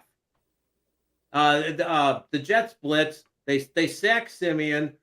Now, shortly after that, Simeon misses wide open receiver on third down. The Bears punt. The Jets go 3 and out, and they punt down to the 1, which is a really great punt, too. You know, where are these great kickers coming from? So, you know, it started to look bad right there. I mean, this whole second half, we could just say, forget about it, because there was hardly anything interesting to talk about. Mm-hmm. Now, what do you guys think about the Simeon sacks with the offensive line failures? I'm going to go last. I'll let you go first, Dan, then you, Chris. Disgust is what I thought. Just I like Simeon as a backup. I do. But I guess I thought at the time, like, at least it's not Fields getting this. Chris? Not the same way when Jason Campbell was getting hit in that game against San Francisco. I was like, at least it's not Cutler taking this beating. Yeah, my feelings are very much the same as yours, Dan. I was just thinking, well, I'm glad I ain't Fields taking them shots when he's got a dodgy shoulder. You know, that could have been a massive horror show. But yeah, the second half, man. I mean, I can't really remember anything outstanding, about the second half on the Bears side at all. I think I've sort of wiped out my memory. So I just found it so fucking depressing. I agree. I so agree. Looking ahead at Trenton Gill drops the ball. I don't even remember that. I don't remember shit. I don't think I paid attention to that. That's what I'm saying. I was so apathetic with the second half that I'm mad at myself for not caring more. I know. I'm watching it going, wait a minute. I have to pay attention to this. I have a podcast to do. I kept thinking, I just wish this shit would end. Yeah. Like, I don't even want to watch it, the rest of it. And I don't think that ever, but I did think that yesterday. It brought me back to the John Fox era. Reminded me of 98, like I said, when Steve Stenstrom had to play the second half of the season in Wani's last season. Yeah. Oh, my God. I felt like that when we were doing the tailgate show yesterday morning. Even before the game, I just couldn't get myself up for it because of, Fields up playing, and I just get going, it's the Bears, mate. It's Sunday. It's one of your favourite days of the week, and, it's something to get excited about. And I would have sort of like Dan was saying, by the time we got after it, second half, I like going, can this just fucking end? Can you say fucking, hit the head or get run over or something? That's where I was last Monday, guys. When we were doing the show last Monday, I was like, please end. It's like, I was at the fucking game the previous day with like 12 other people, my wife included, 15 people total, all sitting in the same area, making all these friends, all these Bears fans everywhere. I mean, you should have seen the fucking Bears fans. They were just overtaking the tailgating parking lots, and they were just hordes of us coming into the stadium. Like, we're going to kick their fucking ass. And then the fact that we lost that game, I was just, I was almost too stunned to even talk the following day. It was just like, how do we fucking lose to Marcus Mariota? What the fuck? Yeah, but Dad, you know that I think you're a jinx anyway, mate. I think you should stop going to live games. Oh, fuck you, Chris. Here we go. You're right. Now I'm 1-2, right? You are, yeah. I'm like 1-6. I'm like 1-6 when the Bears are at the game. So, but a good comparison with the way I felt in the second half would be like if you're watching I watched a lot of boxing in the 90s when we had named like good heavyweight boxers. Champions that like it just felt like there were like 5 guys at any time that could carry the belt. Holyfield and Tyson. That era. But if your guy was down, like let's say your guy was down 4 or 5 rounds on points and he wasn't throwing any punches, and you're like, God, is he just going to get knocked out? I don't want him to get hurt, but just throw in the towel. Like, it's just, I felt like, to use a movie reference, I was watching Apollo fight Dolph Lundgren, you know, it's just like, throw in the towel before he dies. That's what I felt watching the game yesterday. I'm the one who's going to die if someone doesn't stop this. Now, even worse for me. All right, I had to work yesterday, so I didn't have time to watch the game at all yesterday. And then I knew I had to watch it today to get my Cliff Notes done. And I ended up having to work late today. So I get home and I have to watch the condensed version. And I know by that time that they're losing. They're going to lose 31-10. I'm like, son of a bitch. I don't even want to watch this game. That's the worst part, is knowing beforehand, right? You're like, yes. You're trying all day to not know what the score is, and then somebody fucks up and tells you at the end. Like that happened to me. A buddy he's a Rams fan that lives in freaking Colorado. And there was a game, I got through the entire day. It was like 8 o'clock. I'm like, okay, I'm getting ready to sit down and watch the game. As soon as I turn it on, I pick up my phone. Bleep. I'm like, oh, it's my buddy from Colorado. Sorry about the loss. Yeah. Fucking asshole. That's happened to me so many times, but thankfully not yesterday. I was able to sleep almost 11 hours because I needed it. Anyway, that's a different story. But I started watching the game about 8 p.m. my time. And so I got to watch it thoroughly without knowing that they had lost. Because if you didn't, like Cliff said, if you know they're losing and they're going to lose and you're watching this shit, it's just like, oh God, that's the worst feeling in the world. No shit. I was watching the play bar at the bottom, and I'm like, oh, it's only 1/3 of the way. That's the worst, man. And those Jets uniforms are not, like, to my eyes, they are like, God, these are ugly uniforms. I didn't even want to see the fucking like, I hated everything about this game, is what I'm saying. I do not like those uniforms yesterday they had on the wall. All black, didn't they? They used to be green and white. Yeah, now they're all they're black super dark green. Yeah. I thought they were ugly as fuck, man. Yeah. All right, here. On to one good point. All right, the Bears get the ball on the 1 after that great punt. Monty takes the handoff and makes a really nice run for 14 yards. I mean, that was pleasant to see. Monty had a pretty good day. Mm-hmm. Well, they'll go 3 or 4 series without giving the ball, though. It's like, is he running well? Well, let's let him chill for the next hour. Chris? No, I agree. Well, it was sorry, I went a bit brain dead then. I apologize. No, I mean, your turn yet. You what? Sorry. You're expecting me to talk before you. I ain't got a clue what's going on now. But no, I mean, Monty's one of my favourite players. I mean, I played running back, and my running style was very similar to his. And we were desperately needed to get out of that position we were on the field. So, yeah, I mean, it is annoying. I think he got about 80 yards rushing yesterday, but it is annoying that they aren't consistent in using. So, they should be using him more. If he's running well, keep doing it. If it keeps working, keep doing it. If I had to say there was one thing I noticed about Monty yesterday is, did anybody notice this besides me? But it seemed like he looked a little bit slower yesterday than normal. Like there was a screenplay in the beginning of the game that he flicked it out to the left side and Monty caught it, and he was, maybe it wasn't a screenplay, but it was like a design pass to the running back, and he caught it and he was just kind of running the sideline like he was an offensive lineman. It could have been the weather too, and the field conditions. Yeah. Maybe he's trying to not slip. Yeah, it is raining pretty hard. Plus, maybe he didn't have on the right cleats. So you're on the road. I mean, I'm just playing devil's advocate. I think he's an excellent back who's very underutilized and very underappreciated. Yeah. Good. I agree. Okay. All right, moving on. Now, we talked about Simeon sacked with number 8, but getting to number 10, Simeon sacked. Hey, this was a thing. Now, this is the one that Dan mentioned where Larry Barroom, he badly misses his block, and Simeon gets sacked on 3rd down. And, if there's any play that shows why Barroom should be benched, that's the play. Mm-hmm. Yeah, I know what you're on about as well, Cliff. You're about the play where he just went like that and the guy just ran right past him, and he didn't even see the guy till practically hitting the quarterback. And yeah, I agree. I've had enough of him, man. Let's get rid of him. Did Sam Mustafer's mother tweet like, "See, it's not my son"? I don't know if you all saw that or not, but Sam Mustafer's mother's very active on Twitter about defending him.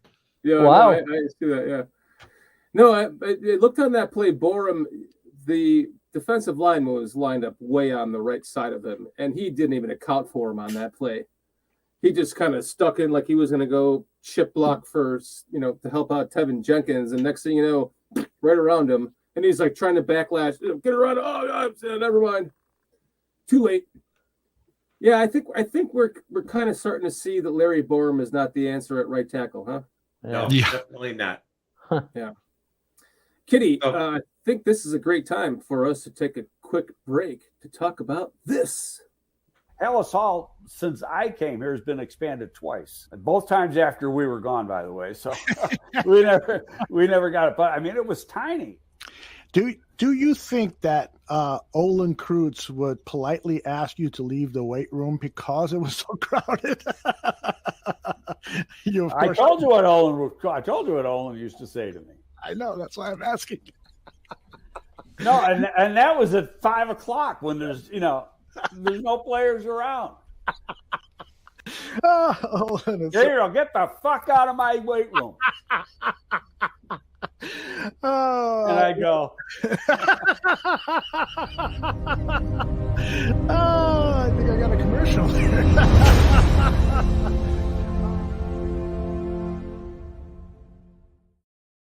I can't imagine that there's anybody in here in chat that hasn't seen Greg Gabriel and Dan Aldo on the Greg Gabriel show. But if you have not, you're missing out, man. Greg Gabriel and Aldo's interviewing of him is just one of the best things on the internet. So make sure you check that out. And make sure you check out Bears Country Podcast too, because we have our own channel. Lots of great Bears info on both channels.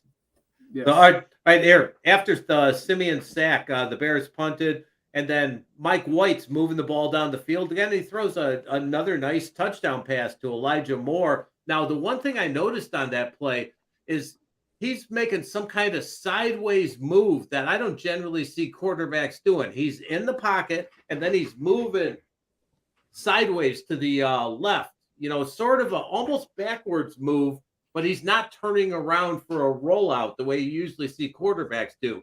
So his eyes are staying downfield. And I thought, wow, that's a nice move. If you're not going to fall over backwards, that works pretty well. Right. You're talking about White, right? I am, yes. Yeah. Yeah, he impressed me that game. He played a really good game yesterday. The Jets, I can't talk shit about the Jets. They played a good game. They deserve to win it. Period.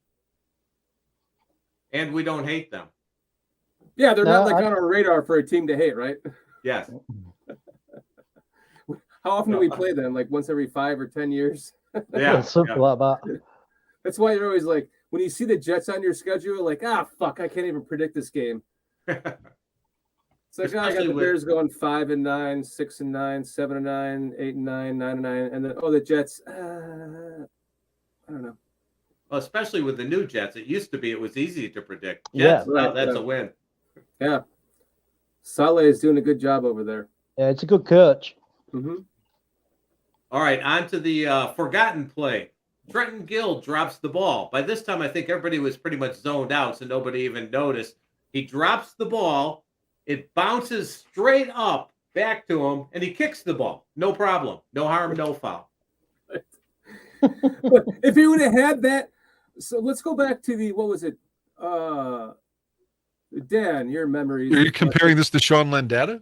No, a couple of games ago when he had it blocked. Was it the Commanders? Oh, that was against the Dolphins that we were at, right? Yeah. Oh, yeah, it was the Dolphins. Yeah. And when I thought you were talking about where Sean Landeta dropped the ball in the 85 playoff game for the Giants, but anyway, go ahead. No, I was trying to say in that Dolphins game, when you watch the block, he took the snap and he was just so slow to kick it. It's like, oh, no wonder why I got blocked. Yet in this game, he had enough time to drop it, have it bounce off the ground, pick it up, and still kick it. It seems like no matter what, the Bears always have a mediocre punter. They drafted Sauerbrunn from here in West Virginia in the second round. He was a bust. We had Pat O'Donnell for so many years, but it's like, he was okay. But every time we made the playoffs, it felt like, well, even before him, Brad Maynard had 2 different shanks in playoff games. Where it's just like, oh, we need a punt now against the Eagles. Oh, it's 14 yards. It's just like we always have these fucking average punters at best. Like, if we could get a dynamic punter at Soldier Field and pin somebody down in the coffin corner, it could be a tremendous asset. But we never have that. I don't know why. Well, that's another thing that we're missing here is that Trenton Gill is a rookie. Here's another rookie we're talking about that's starting for us from this Poles regime, right? So you can't expect the world from him as a rookie. I think, considering the play you're talking about, Cliff, the fact that he got that ball off without getting it blocked, I think says a lot. And he didn't have a terrible game punting. So maybe there's something to build on there. Mm-hmm. Sorry, Cliff. Go ahead. What the issue there with the punter that he takes 3 steps before he kicks the ball? What, not like a bit of... So I'm sure Greg Grabiel mentioned that on one of the shows. So like how many steps he takes? It's because obviously that's going to slow him down when he's going to kick it. So right. Yeah, I thought he played all right. I mean, by that time in the game, my head would have like, I'd switched off, mate. I'd switched off. So I'm so glad Cliff has done his Cliff notes, because especially in the second half, I don't remember shit. Believe me, Cliff. I did not enjoy watching that second half, even with a horrible. I want a punter like the guy the Rams have. A guy comes on the field looking like he just drunk 6 beers, and it's just like, oh, it's 73 yards, and the Rams you thought they were deep in their own territory, but fuck, he just uncorked a 73-yard punt. Like our guy's longest punt, regardless of who it is, it's always like, 41 yards. What an excellent punt. Oh, 37 yards. Great punt. And it's just like other players have guys like yesterday, the kicker that can go 57 yards or a punt that can go 70. And we're like, 84. We can get 49 yards sometimes and on punts and field goals. Foster covers. I'm glad you got laid. That's I awesome. did get laid last night. How do you know? I'm glad you got laid too, Dan. I got laid after the game. I was kind of upset about the game where I think I was checked out and I'm sure I wasn't any good is what I'm saying. Well, good for you for getting laid. I got laid too. I be there. I didn't want to be there. I was still upset over the game. Dad, I gotta go get laid. See you guys later. Dad, I could feel the vibrations over here in the UK. Like three out of 4. Two Dans going at the same time. The vibrations were too much. We got 3 out of 5 I of didn't us get got laid after a Bears game, and you guys didn't. Come on, Cliff. Come on, Chris. My wife was working. I've got nobody. I've got no woman, so it'd have to be my right hand.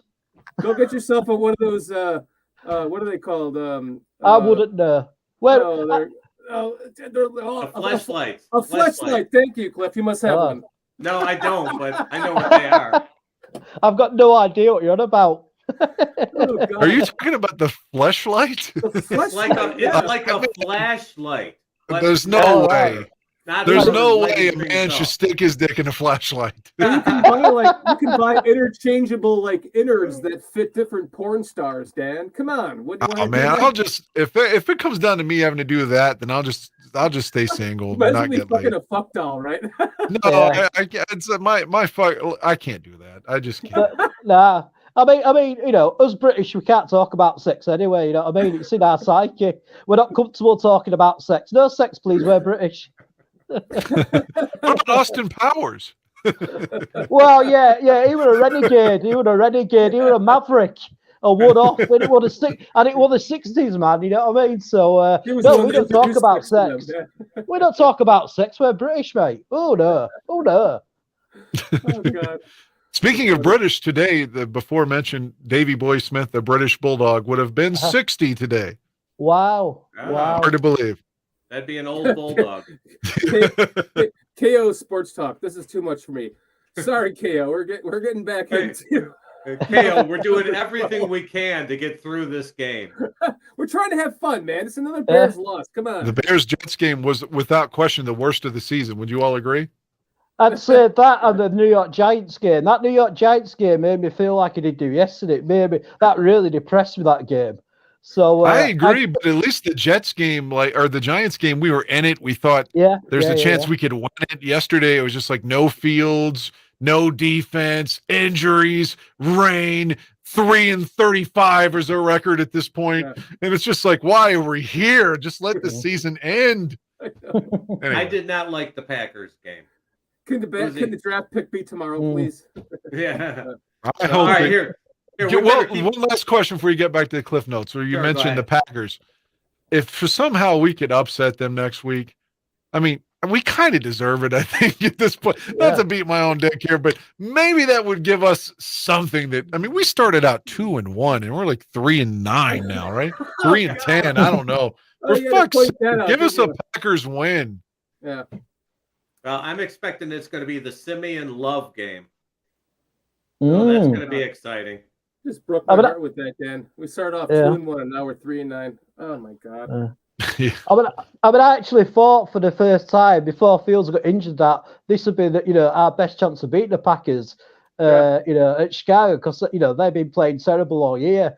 And as soon as Fields went down with that injury, I thought we're not going to beat the fucking Packers. And I fucking hate the Packers, man. The Packers, right? I had a mate. A neighbour, and he started getting into football, he started getting into NFL, and he wanted to pick a team. So I was going for all the teams, and he went, I'm going to be a Green Bay Packers fan. And I was going, oh, man, you can't be a Green Bay Packers fan. Do you know how much of a dickhead you are if you're a Green Bay Packers fan? So anyway, he ended up as a Green Bay Packers fan. He moved out of his flat.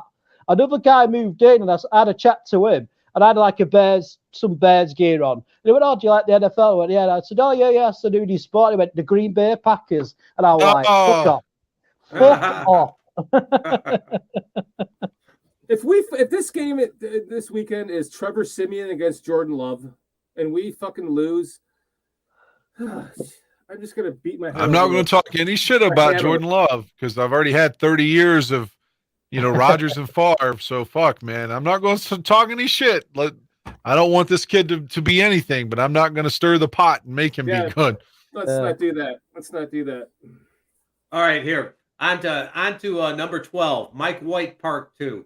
Okay, all game. White's accurate. He's smart with his passes. Is Zach Wilson worried? We talked a little bit about that.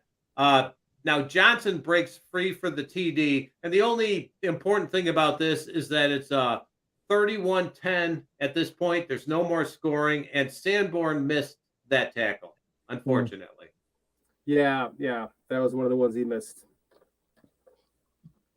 All right. The fact that Mike White was having his name serenaded to him by the Jets fans ought to make Zach Wilson think, I'm not going to be here much longer. Yeah, I would think so. And then what? They're going to trade him for 2 first-round draft, or like a first-round draft? No one's going to give a two first-round picks. He's going to be like Josh Rosen, probably on like 3 or 4 teams in the next 2 years. Mm-hmm.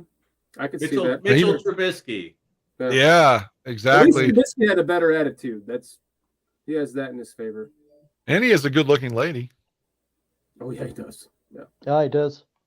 He can score, you see. That proves that he can actually score for that lady. That's because I remember seeing a photograph of when he got engaged, and I kept thinking, I put like a little message on going, well, it shows Trubisky can actually score. Look at the woman.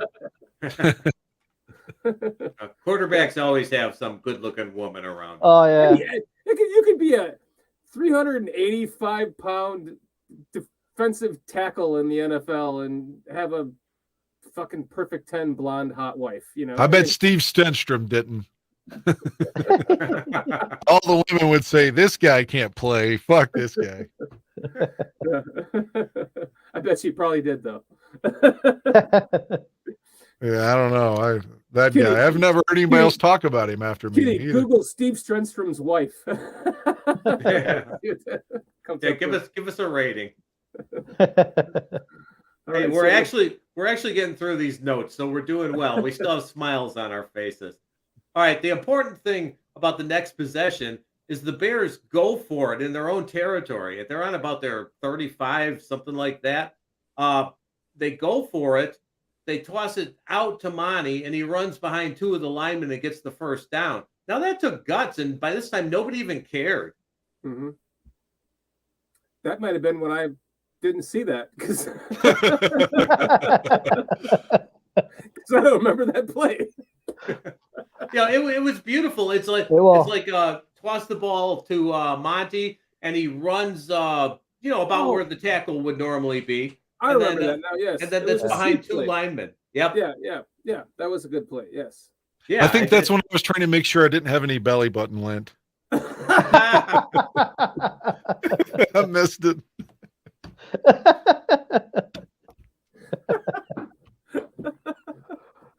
Oh God. So that's how bad the game was yesterday. This game has been so exciting, but now the game gets boring. No. So it gets even worse. Yeah. Jets miss a 53-yard field goal. Yay. Both teams go back and forth with no more scoring. Yay.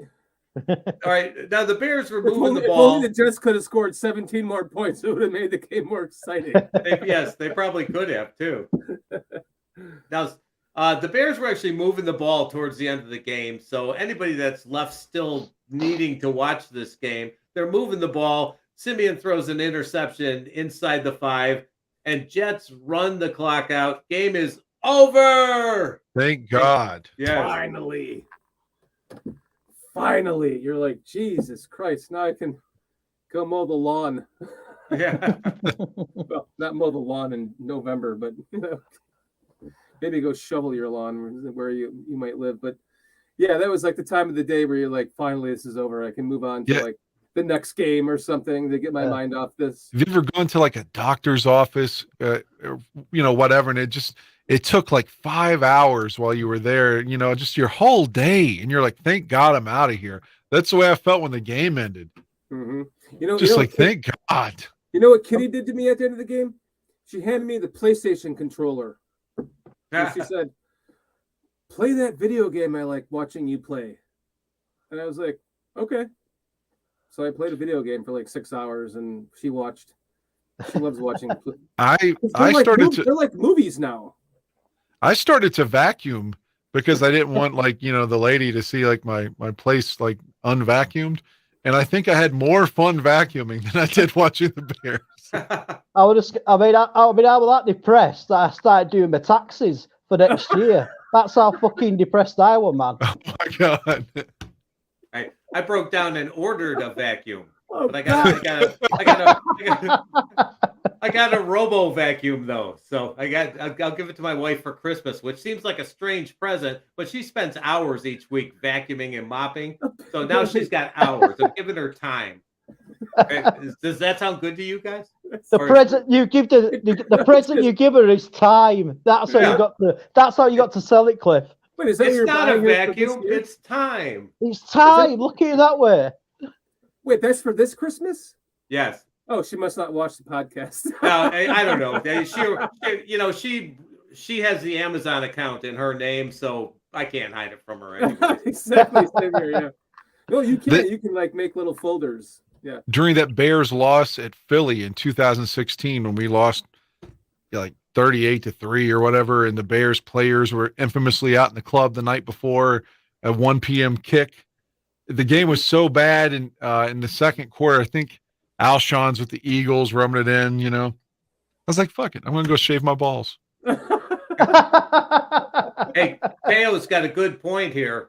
Pittsburgh's leading Indy 16-3. We have a good chance to have a top 5 pick if Pittsburgh wins this game. Mm-hmm. Yep, for sure. Yeah, the Bears have drafted Mitchell Trubisky. Mitchell Trubisky, number 2 overall quarterback, North Carolina. The one thing that pisses me off is that the Rams are going to end up with a high pick from, or no, I'm sorry, the Lions are going to end up with a high pick from the Rams for sucking this year when they shouldn't have sucked. You know what I mean? The Lions made that trade, the Stafford trade, based on thinking that the Rams were not going to have. I mean, I'm sure they would have hoped they would have had a high pick, but they couldn't have possibly assumed they were going to have a top 5 pick from the Rams in year 2 of that, on the second pick of that trade. So now the fucking Lions all of a sudden kind of look scary because you see 2 picks in the top 10 for the Lions now again. You know, with as many first-round picks as the Lions have had, they should have won the Super Bowl by now. So they'll find a way to blow these picks too. Jacksonville too. Jacksonville's had Yes. just a litany of first-round picks, and they got to the AFC title game that one year, and they're like, let's just blow it all up. Fuck it. Yeah. Mm-hmm. Well, Cliff, why don't we get to your 16 so we can remove your Cliff notes from the screen? All right, here we go. All right, real quick, the good and the bad. The good was Montgomery and Evans, their run game. It wasn't terrible. It's a lot better than putting Abner in there. Pringle, his catch is worth mentioning. He hangs on to that contested catch and gets clocked by a second defender, and he hangs onto the ball. And then the Bears did move the ball at times. So, you know, they weren't. Give him a C- instead of an A. Okay, there you go. All right, now the bad, 31 points scored against them. The defense, you cannot take away the best players on a defense and expect it to do well. They need a lot of rebuilding on that. Simeon, all right, got to say, Mike White is much better than Trevor Simeon. Yeah. And then the blocking was still nowhere close to where it should be. So, all right, that's the end of that game, hopefully forever. And your new Cliff Notes feature. My new Cliff Notes feature. All right, for the last few weeks of the season, I thought I would mention, you know, a couple of guys, both in the draft and in free agency possibilities, so that we can, you know, sort of look at them. What I like to do is go on YouTube, check these guys out, you know, check out their college stuff for the draft picks, and it makes me feel better when I see some college star that may end up on the Bears next year. I think that makes all of us feel better, right? Right. So I'll give you guys a few names. Now, you actually covered the two names I had for the draft already, so you know you're on top of this stuff. So, all right, the Bears currently have the number 3 pick in the draft. Now, there's a bunch of teams that are one game behind them but haven't had their buys yet. And unfortunately, the Bears have tougher strength of schedule than basically any of them. So there's no lock the Bears stay in at 3. So they need to literally lose every game. All right. Now, who could they get with a top 5 pick?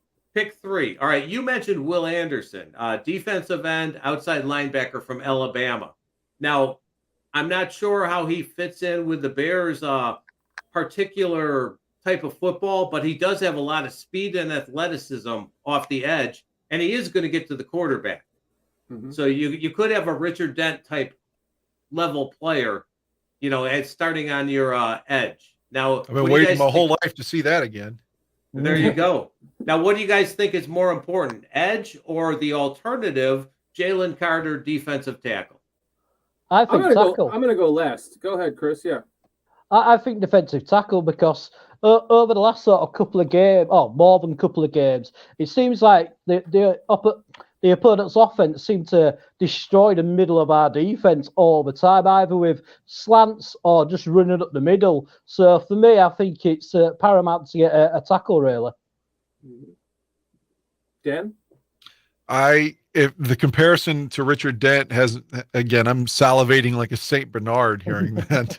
Like when I was a kid, you know, Richard Dent at any time could have 2 or 3 sacks in a game, and it felt like he always had minimum of 10, you know, 13, 14, 17 sacks. I mean, God, we haven't had consistent pressure like we had Robert Quinn last season.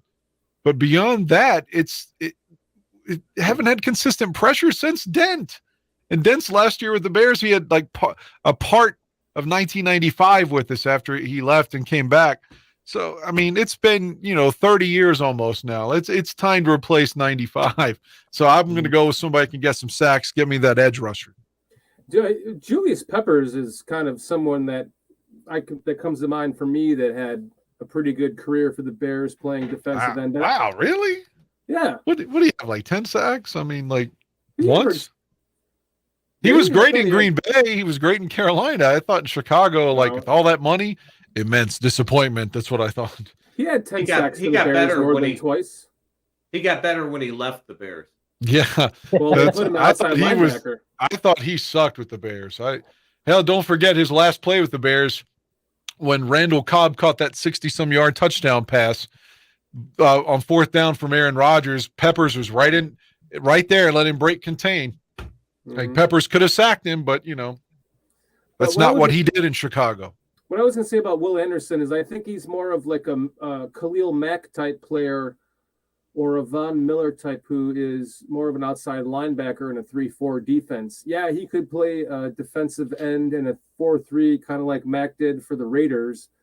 But I think that if you're going to best utilize Wilson or Will Anderson's talents, I think that would be at an outside linebacker position. So I think that if you're going apples to oranges in this case, literally, I think you would take Jalen Carter with that. If you have a high enough draft pick where you can take that defensive tackle, I think that's a player that you need on this defensive line.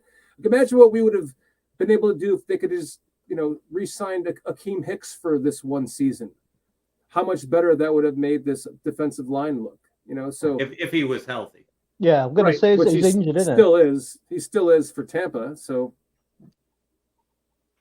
okay, here. The other alternative, which we have also covered a little bit, is to trade down. If we end up with a top 3 pick, there's several quarterback needy teams that really want to grab one. Pick 3 is worth 2,200 points on the draft value chart. And that's corresponds to, say, a 10th pick and an 18th pick in the first round, or something like a first, a second, plus 1 or 2 more picks, or 2 firsts, higher first this year and next year. So there is a lot of value if you get a high pick and you do end up trading back a bit. Mm-hmm. Then maybe you can take an offensive lineman too, with one of your other needs there on defense. If you have 2 picks in the first round, Mm-hmm. If you get a defensive tackle and a right tackle, or a left. I think Braxton Jones is going to be. I didn't say he wasn't going to be, a good player, but he's been okay. But if you have like some fucking can't miss left tackle there, then yeah. I mean, I'd rather get a left tackle through free agency, to be honest with you. There you go. I'm good with that too. So isn't this making you guys feel a little bit better to see what type of players we're going to be having coming into the Bears? No. It makes me feel better. All right, go watch the YouTube videos. As soon as this show's over, you go watch those videos. I've been having a blast on this show with you guys. I mean, seriously, this is we could have all been shitting in the dumps today, but we're all having fun and we're looking forward to the future. And I think that's all we can do. Yeah. I mean, I didn't say I was looking forward to the future. I'm having fun talking with you, but done relocating this Honda. Dad, you sound a bit cynical, mate. You're like me. I mean, there's no promises that we'll be here next season. Not to bring anybody down, but I try not to be too presumptuous. Again, that you don't know if they're going to get the right picks, or I don't know. I'll think about 2023 when we get there. Right now, we still got.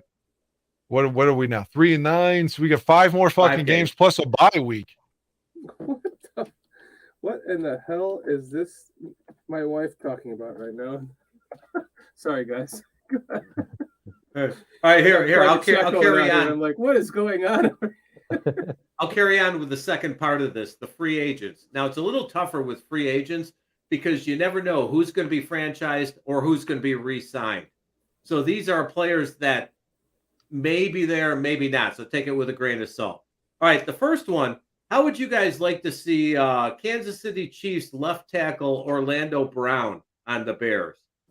26 years old, 3 penalties and 1 sack allowed so far this season. He's probably going to end up the highest paid offensive lineman in the league, $24-25 million a year. You're talking about offensive tackles? Yeah, for left tackle? Left tackle. Braxton Jones is going to be a fucking good left tackle. Why would we want to replace him? We didn't talk about right tackle. Well, we're just talking about the some of the top guys that are going to be available. Maybe Braxton could play right tackle. Maybe. Or left guard. Yeah, there you go. Oh, maybe. Slide him inside. Put the guy from Kansas City on as left tackle. Because it's the most important part of the offensive line, really. And if we can stop people getting to Justin Fields, then I'm all up for it, mate. I mean, and he's anything to improve the 26. team. Yeah, anything to improve the team. Now the price is a little bit steep. It's probably going to be, I would think, at least $25 million a year. So that that's a lot to pay. But the Bears do have the money if they decided to do it. Every time we get anyone from Kansas City, whether it's a fucking coach, a backup quarterback, John Tate. John Tate's the only person we've ever signed from Kansas City that ever did anything. I don't want anything to do with the Chiefs. Not their offensive scheme, not their players. No more Chiefs. No more front office Chiefs. No more coach Chiefs. Fuck the Chiefs. Ryan Poles is the last one, huh? Right. I mean, like I said, John Tate has been the only one from the Chiefs that's ever had any success with the Bears. Tate was awesome. You're right, Raby. Come up. Tate was fucking good. That's for sure. He was a good. All right, so Dan's a no vote on Orlando Brown. Yeah, Right, I'm a no especially vote for on that money. Yeah, me either. All right, here's an alternative. I want to see less free agent spending and more draft picks, and then maybe like one big free agent, but save the rest of the money for your players in the future. You see, I'm completely the opposite way around. Sure, I want to get free agents rather than drafts, because at least you know what you're getting with a free agent, because you can see his history in the NFL. It's like Dan said, you can get a top 10 pick of a draft, and it can be a bust. So I'd rather go through the free agents. I don't say go to the extent like the LA Rams did, but I'd rather see him spend that money on free agents, and because at least you feel like you got a bit more of a guarantee of the quality of the player. Well, here's two things about free agents, Chris. One is when they're in their final year of their contract, they play the best. They always do. And that's when they get that big contract from either A, the team that drafted them, or B, the team that signs them in free agency away from the team that drafted them. And a lot of the times you see when they, in both cases, when they hit that big contract, their play goes down just a little bit, because it's like they can breathe a little bit, I got that big contract. Now I don't have to quite give it as much as I did to earn the contract. And I'm not saying that's a bad thing. Get to that. The 06 Bears, 05, 06 Bears, the only lineman that we drafted, offensive line, was Olin Kreutz. Fred Miller, John Tate, Roberto Garza, Reuben Brown, all free agents. So, I mean, you could rebuild your whole line just like the Bears did between 05 and 06, and suddenly you got a steady line that could go to the Super Bowl. That's a great point. You're right. So maybe you can put the money into offensive lines.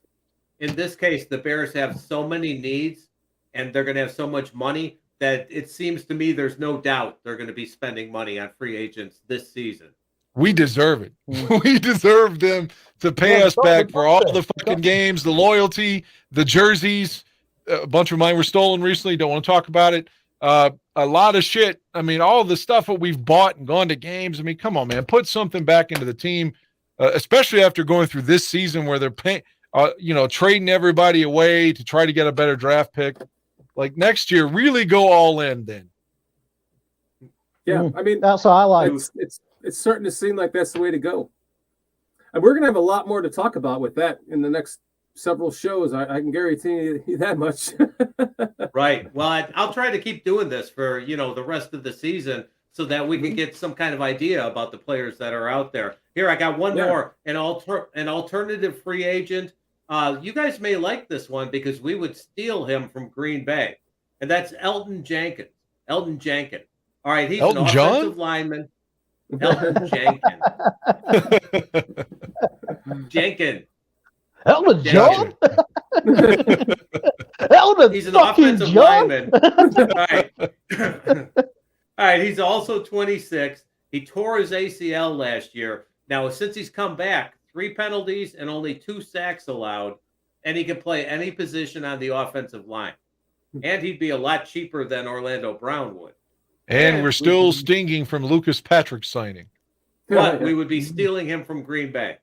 Just like we did Lucas Patrick. Yeah. We can steal him to put him on our injured reserve. I don't think Green Bay minded losing Lucas Patrick that much. I think they would mind losing Elton Jenkins. Yeah.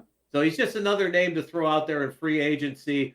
Like I said, I'll continue to do it. I'll pick, 1, 2, 3 people each week, and then we can discuss a little bit about them. See, there you go. KO knows. Okay. Yeah, that's someone to think about for sure.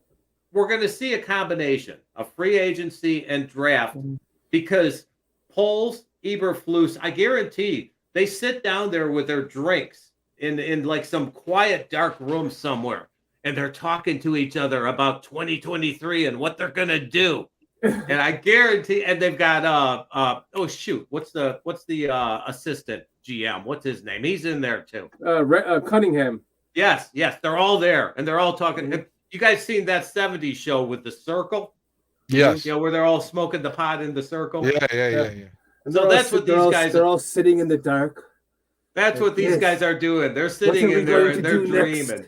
Yeah. If you're Ashton Kutcher, you got to pretend on that show to be a Packers fan, but you're really a Bears fan. Yeah, it is. Yeah. Yeah. Like that.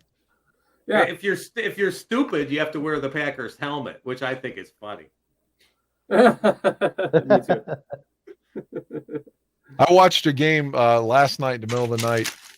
The Bears at the Packers on Thursday Night Football in 1991.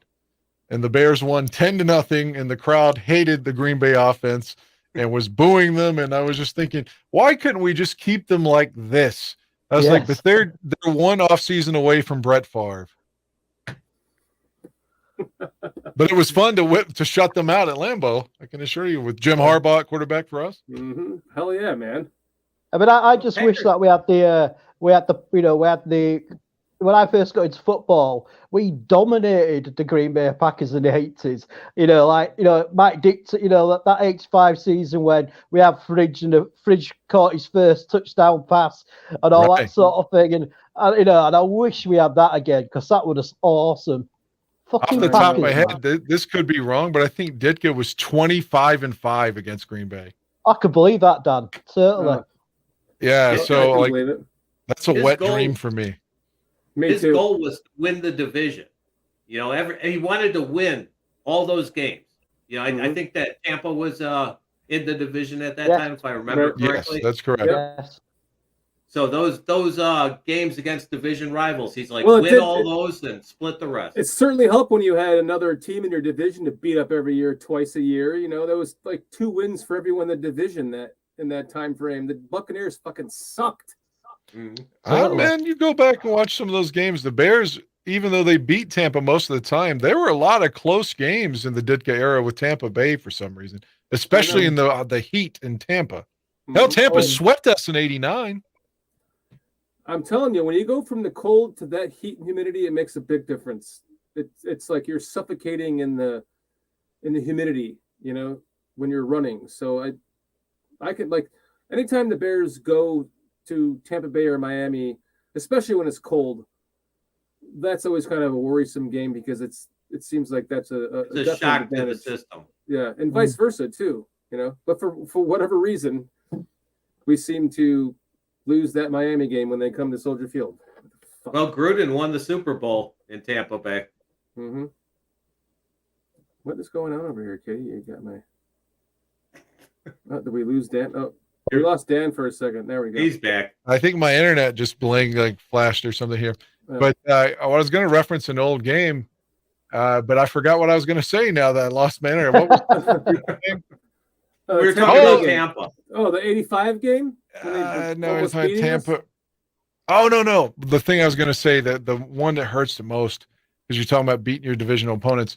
When they lost that game to the Redskins in the playoffs after leading 14-0 and such, and lost at Soldier Field, that Doug Williams beat us, Darryl Green had the Walter's last game.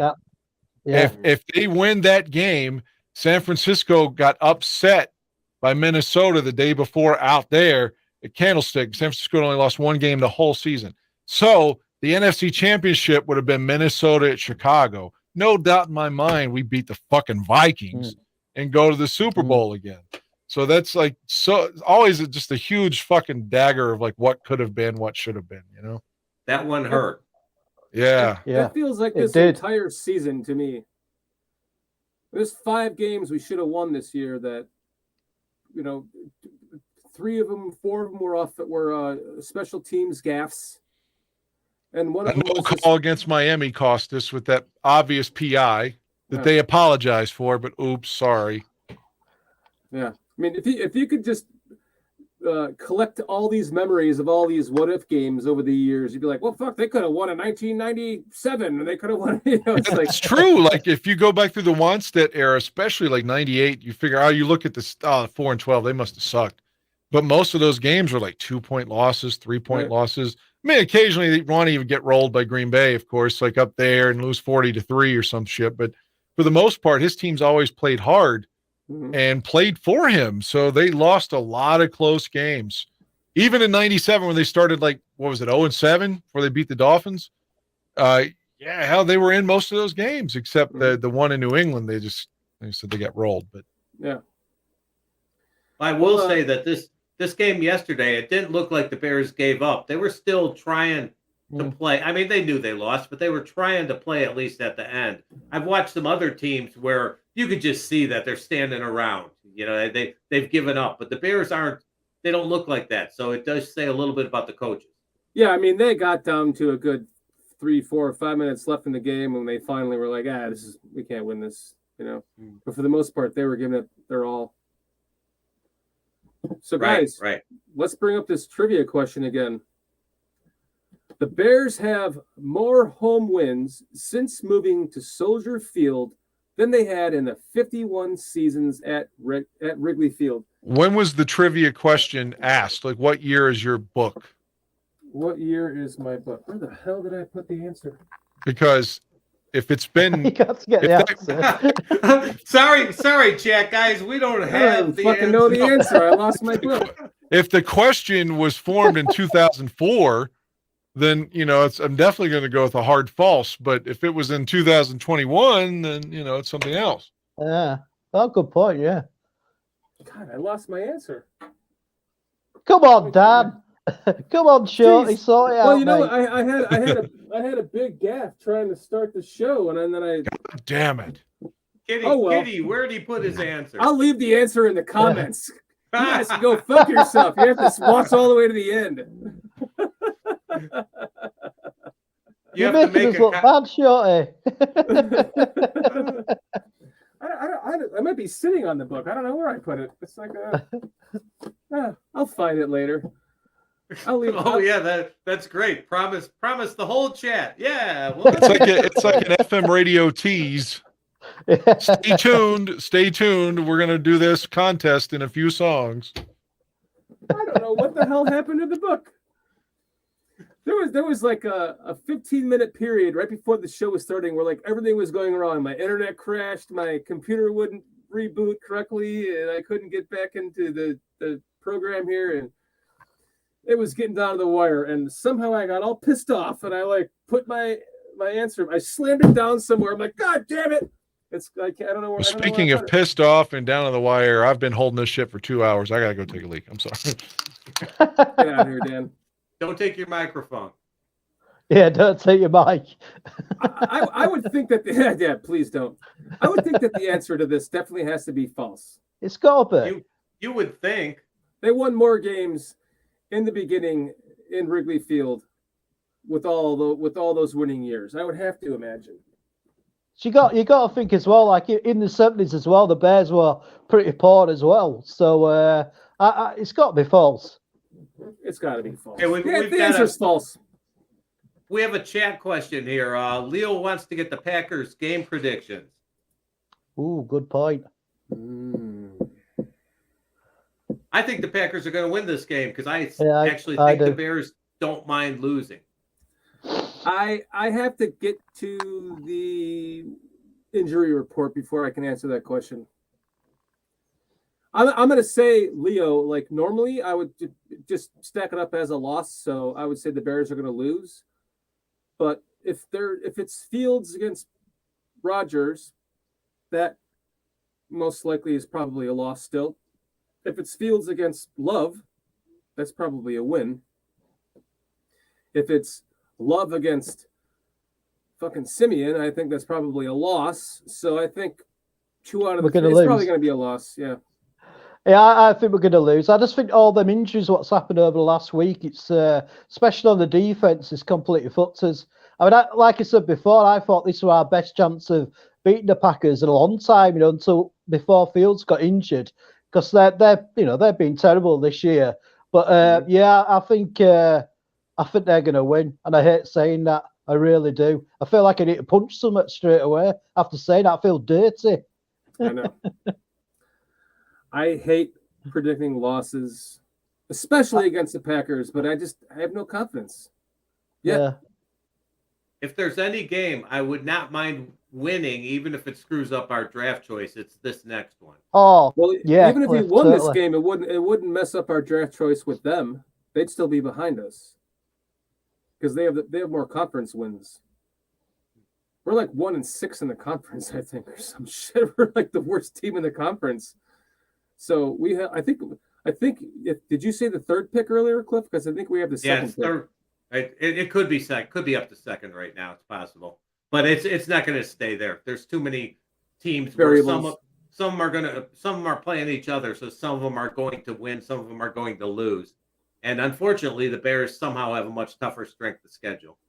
Yeah.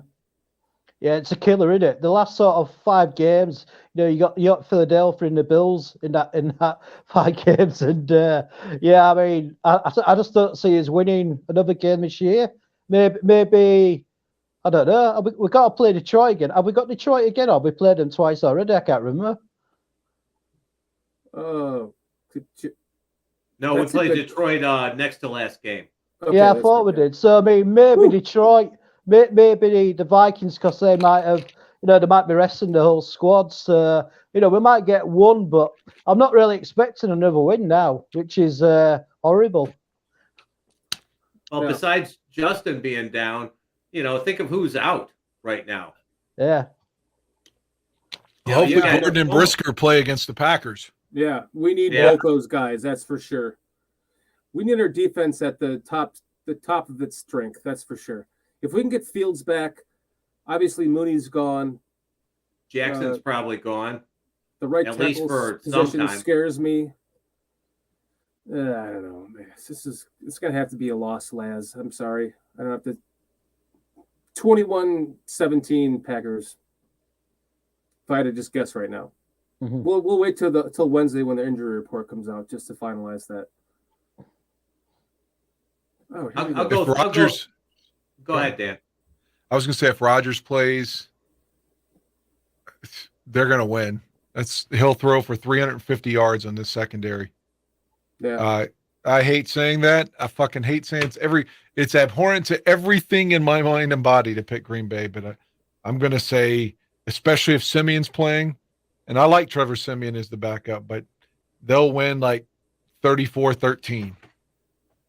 I was thinking 31-17, so we're in the same range. Yeah, I'll figure something similar. I'll have to have a think about it and release my statement on the tailgate show on Sunday. So at least I've got 3 or 4 days to try and figure it out. Yeah, see who's playing. Yeah.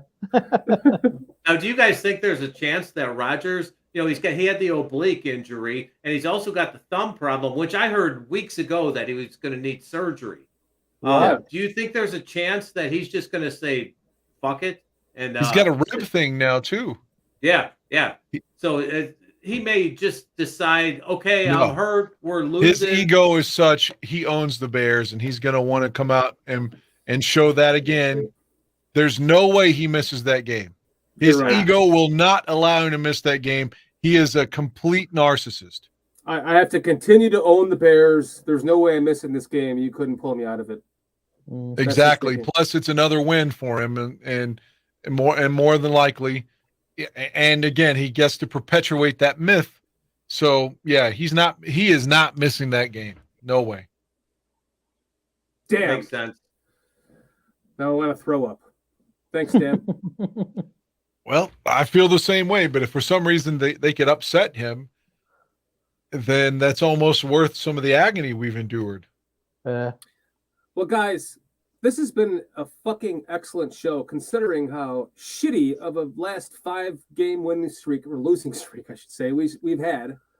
And I really appreciate everyone here in chat tonight and all of you guys just giving it your best tonight, because this has been this could have been a tough show, but we held through. Good job.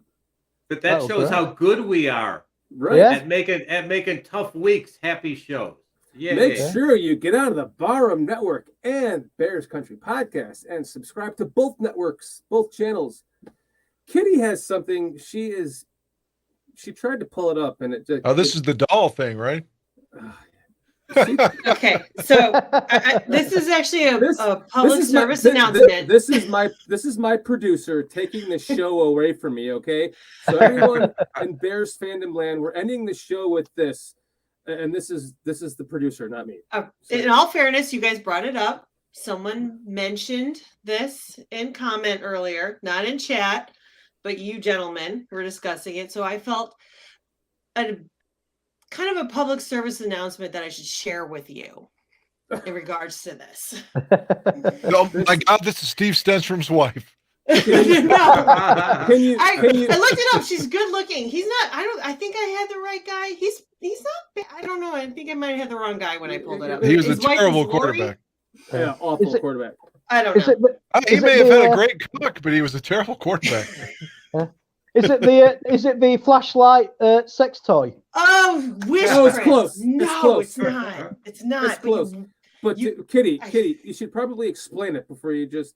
Oh no, fuck it. Just there's no explanation. Just be wary of what you keep in your car, truck, or vehicle. Explain the premises of it. That's all you need to know. Before you hit play, this is true. Real quick, 10 seconds. My uncle, when I was a kid, was arrested when he had a pocket pussy in his car. Oh, all jokes aside, and the police took his pocket pussy. I swear on my mom's grave, that's true. God, it's probably passed down to rookies now. Like, here you go, Rook.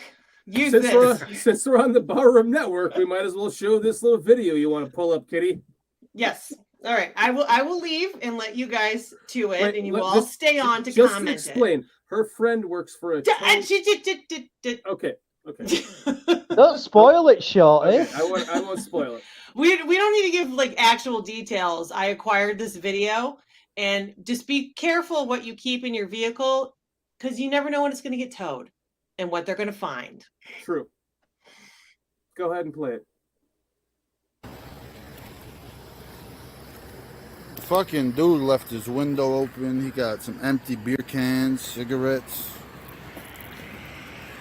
Doors open. Let's see what the fuck he got. This nigga even got Amber love doll. It says fuck friends. Yeah. This nigga, it says life-size inflatable triple hole Amber love doll. Oh, see what this nigga got in the trunk. Not bad. This nigga got there it is. Fucking a life-size fuck doll in the fucking trunk. This nigga tweaking. He should get charged for murder for throwing this bitch in the trunk. It's like the Eminem video for Stan. That What has this world come to when people have to use love dolls? There's a bunch of fish in the sea. The lonely world, There's mate. big girls, little girls, ugly girls, cute girls. Jag off for all I care, but a fucking love doll? Then you got love guy's taking it home. A love doll with an asshole too, by the way. All I can do is shake my head. I don't know what to say. Ain't nothing like real pussy, buddy. I kind of want to just give you your car because I feel bad for you already. That was it. I just wanted to share. Just be careful. Don't be leave kind. Your sex toys and your sex dolls in the trunk of your car if it's getting towed. Yeah. I find it a little disturbing that he has the doll inflated in the trunk. Yeah, I thought it was a bit weird. Yeah. That's what I say. Reminded me of the Eminem video for Stan when he has Dido tied up in the back of his car. Yeah. I wish you'd have kept to there. The absolutely most disturbing part about that video is if you looked at the fuck doll, like the vagina was just mutilated. Like it had been used and used and used. Yeah, but you'd have to be careful though on the seams, though, wouldn't you? If it's got like a bit of a chappy sort of seam, that'd be terrible on the old penis. Let's just fast forward. Let's fast forward to right here. Look at this thing. She get charged for murder. Look at that thing. Throwing this bitch in the trunk. She's got better boobs than my last girlfriend. I'll say that for a fact. Yeah, but her vagina looks like an Arby's sandwich. Yeah, look Yes. at it inside out. It's that Lunch fucking meat. inside out. We've got the meats. Hot meat. Kitty, great way to end the show. Awesome. I just needed to share it with you boys. I worry about you out there, so be careful. I will take that to heart. I promise you, I will never have a blown up love doll in my trunk. Okay, good. Thank God we reached one person. One person. I might have two in mine. Oh, well, Hey, I'm lonely and single, man. I'll have a black one and a white one as well.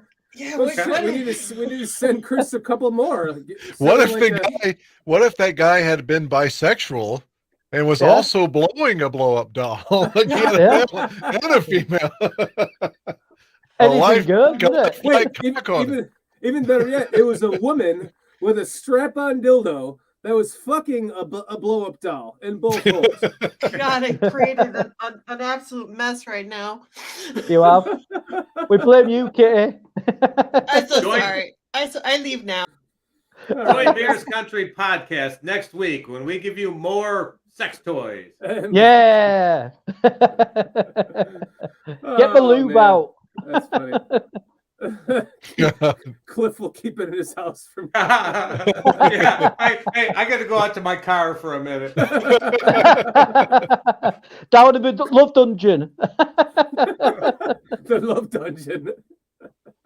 Wow. Oh man. Well, guys, it's been a great show. This has been an unbelievable show considering all the losses, and I appreciate every one of you for joining us tonight on the show, and everyone in chat.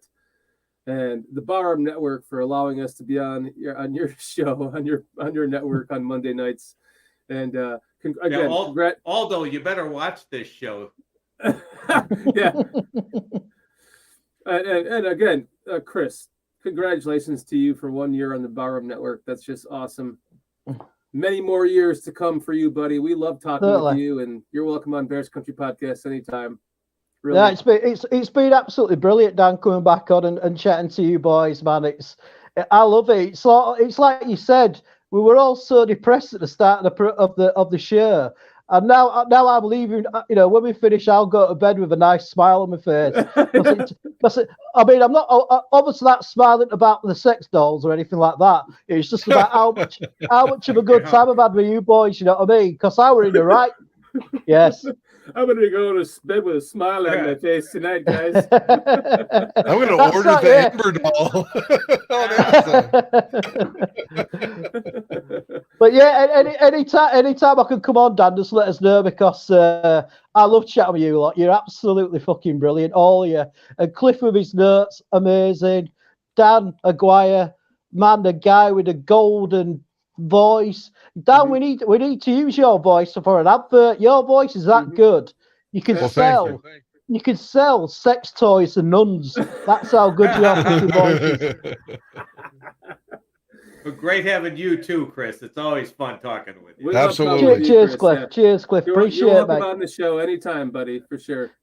I love it, man. This is like, oh man, it's up there doing a tailgate show easily.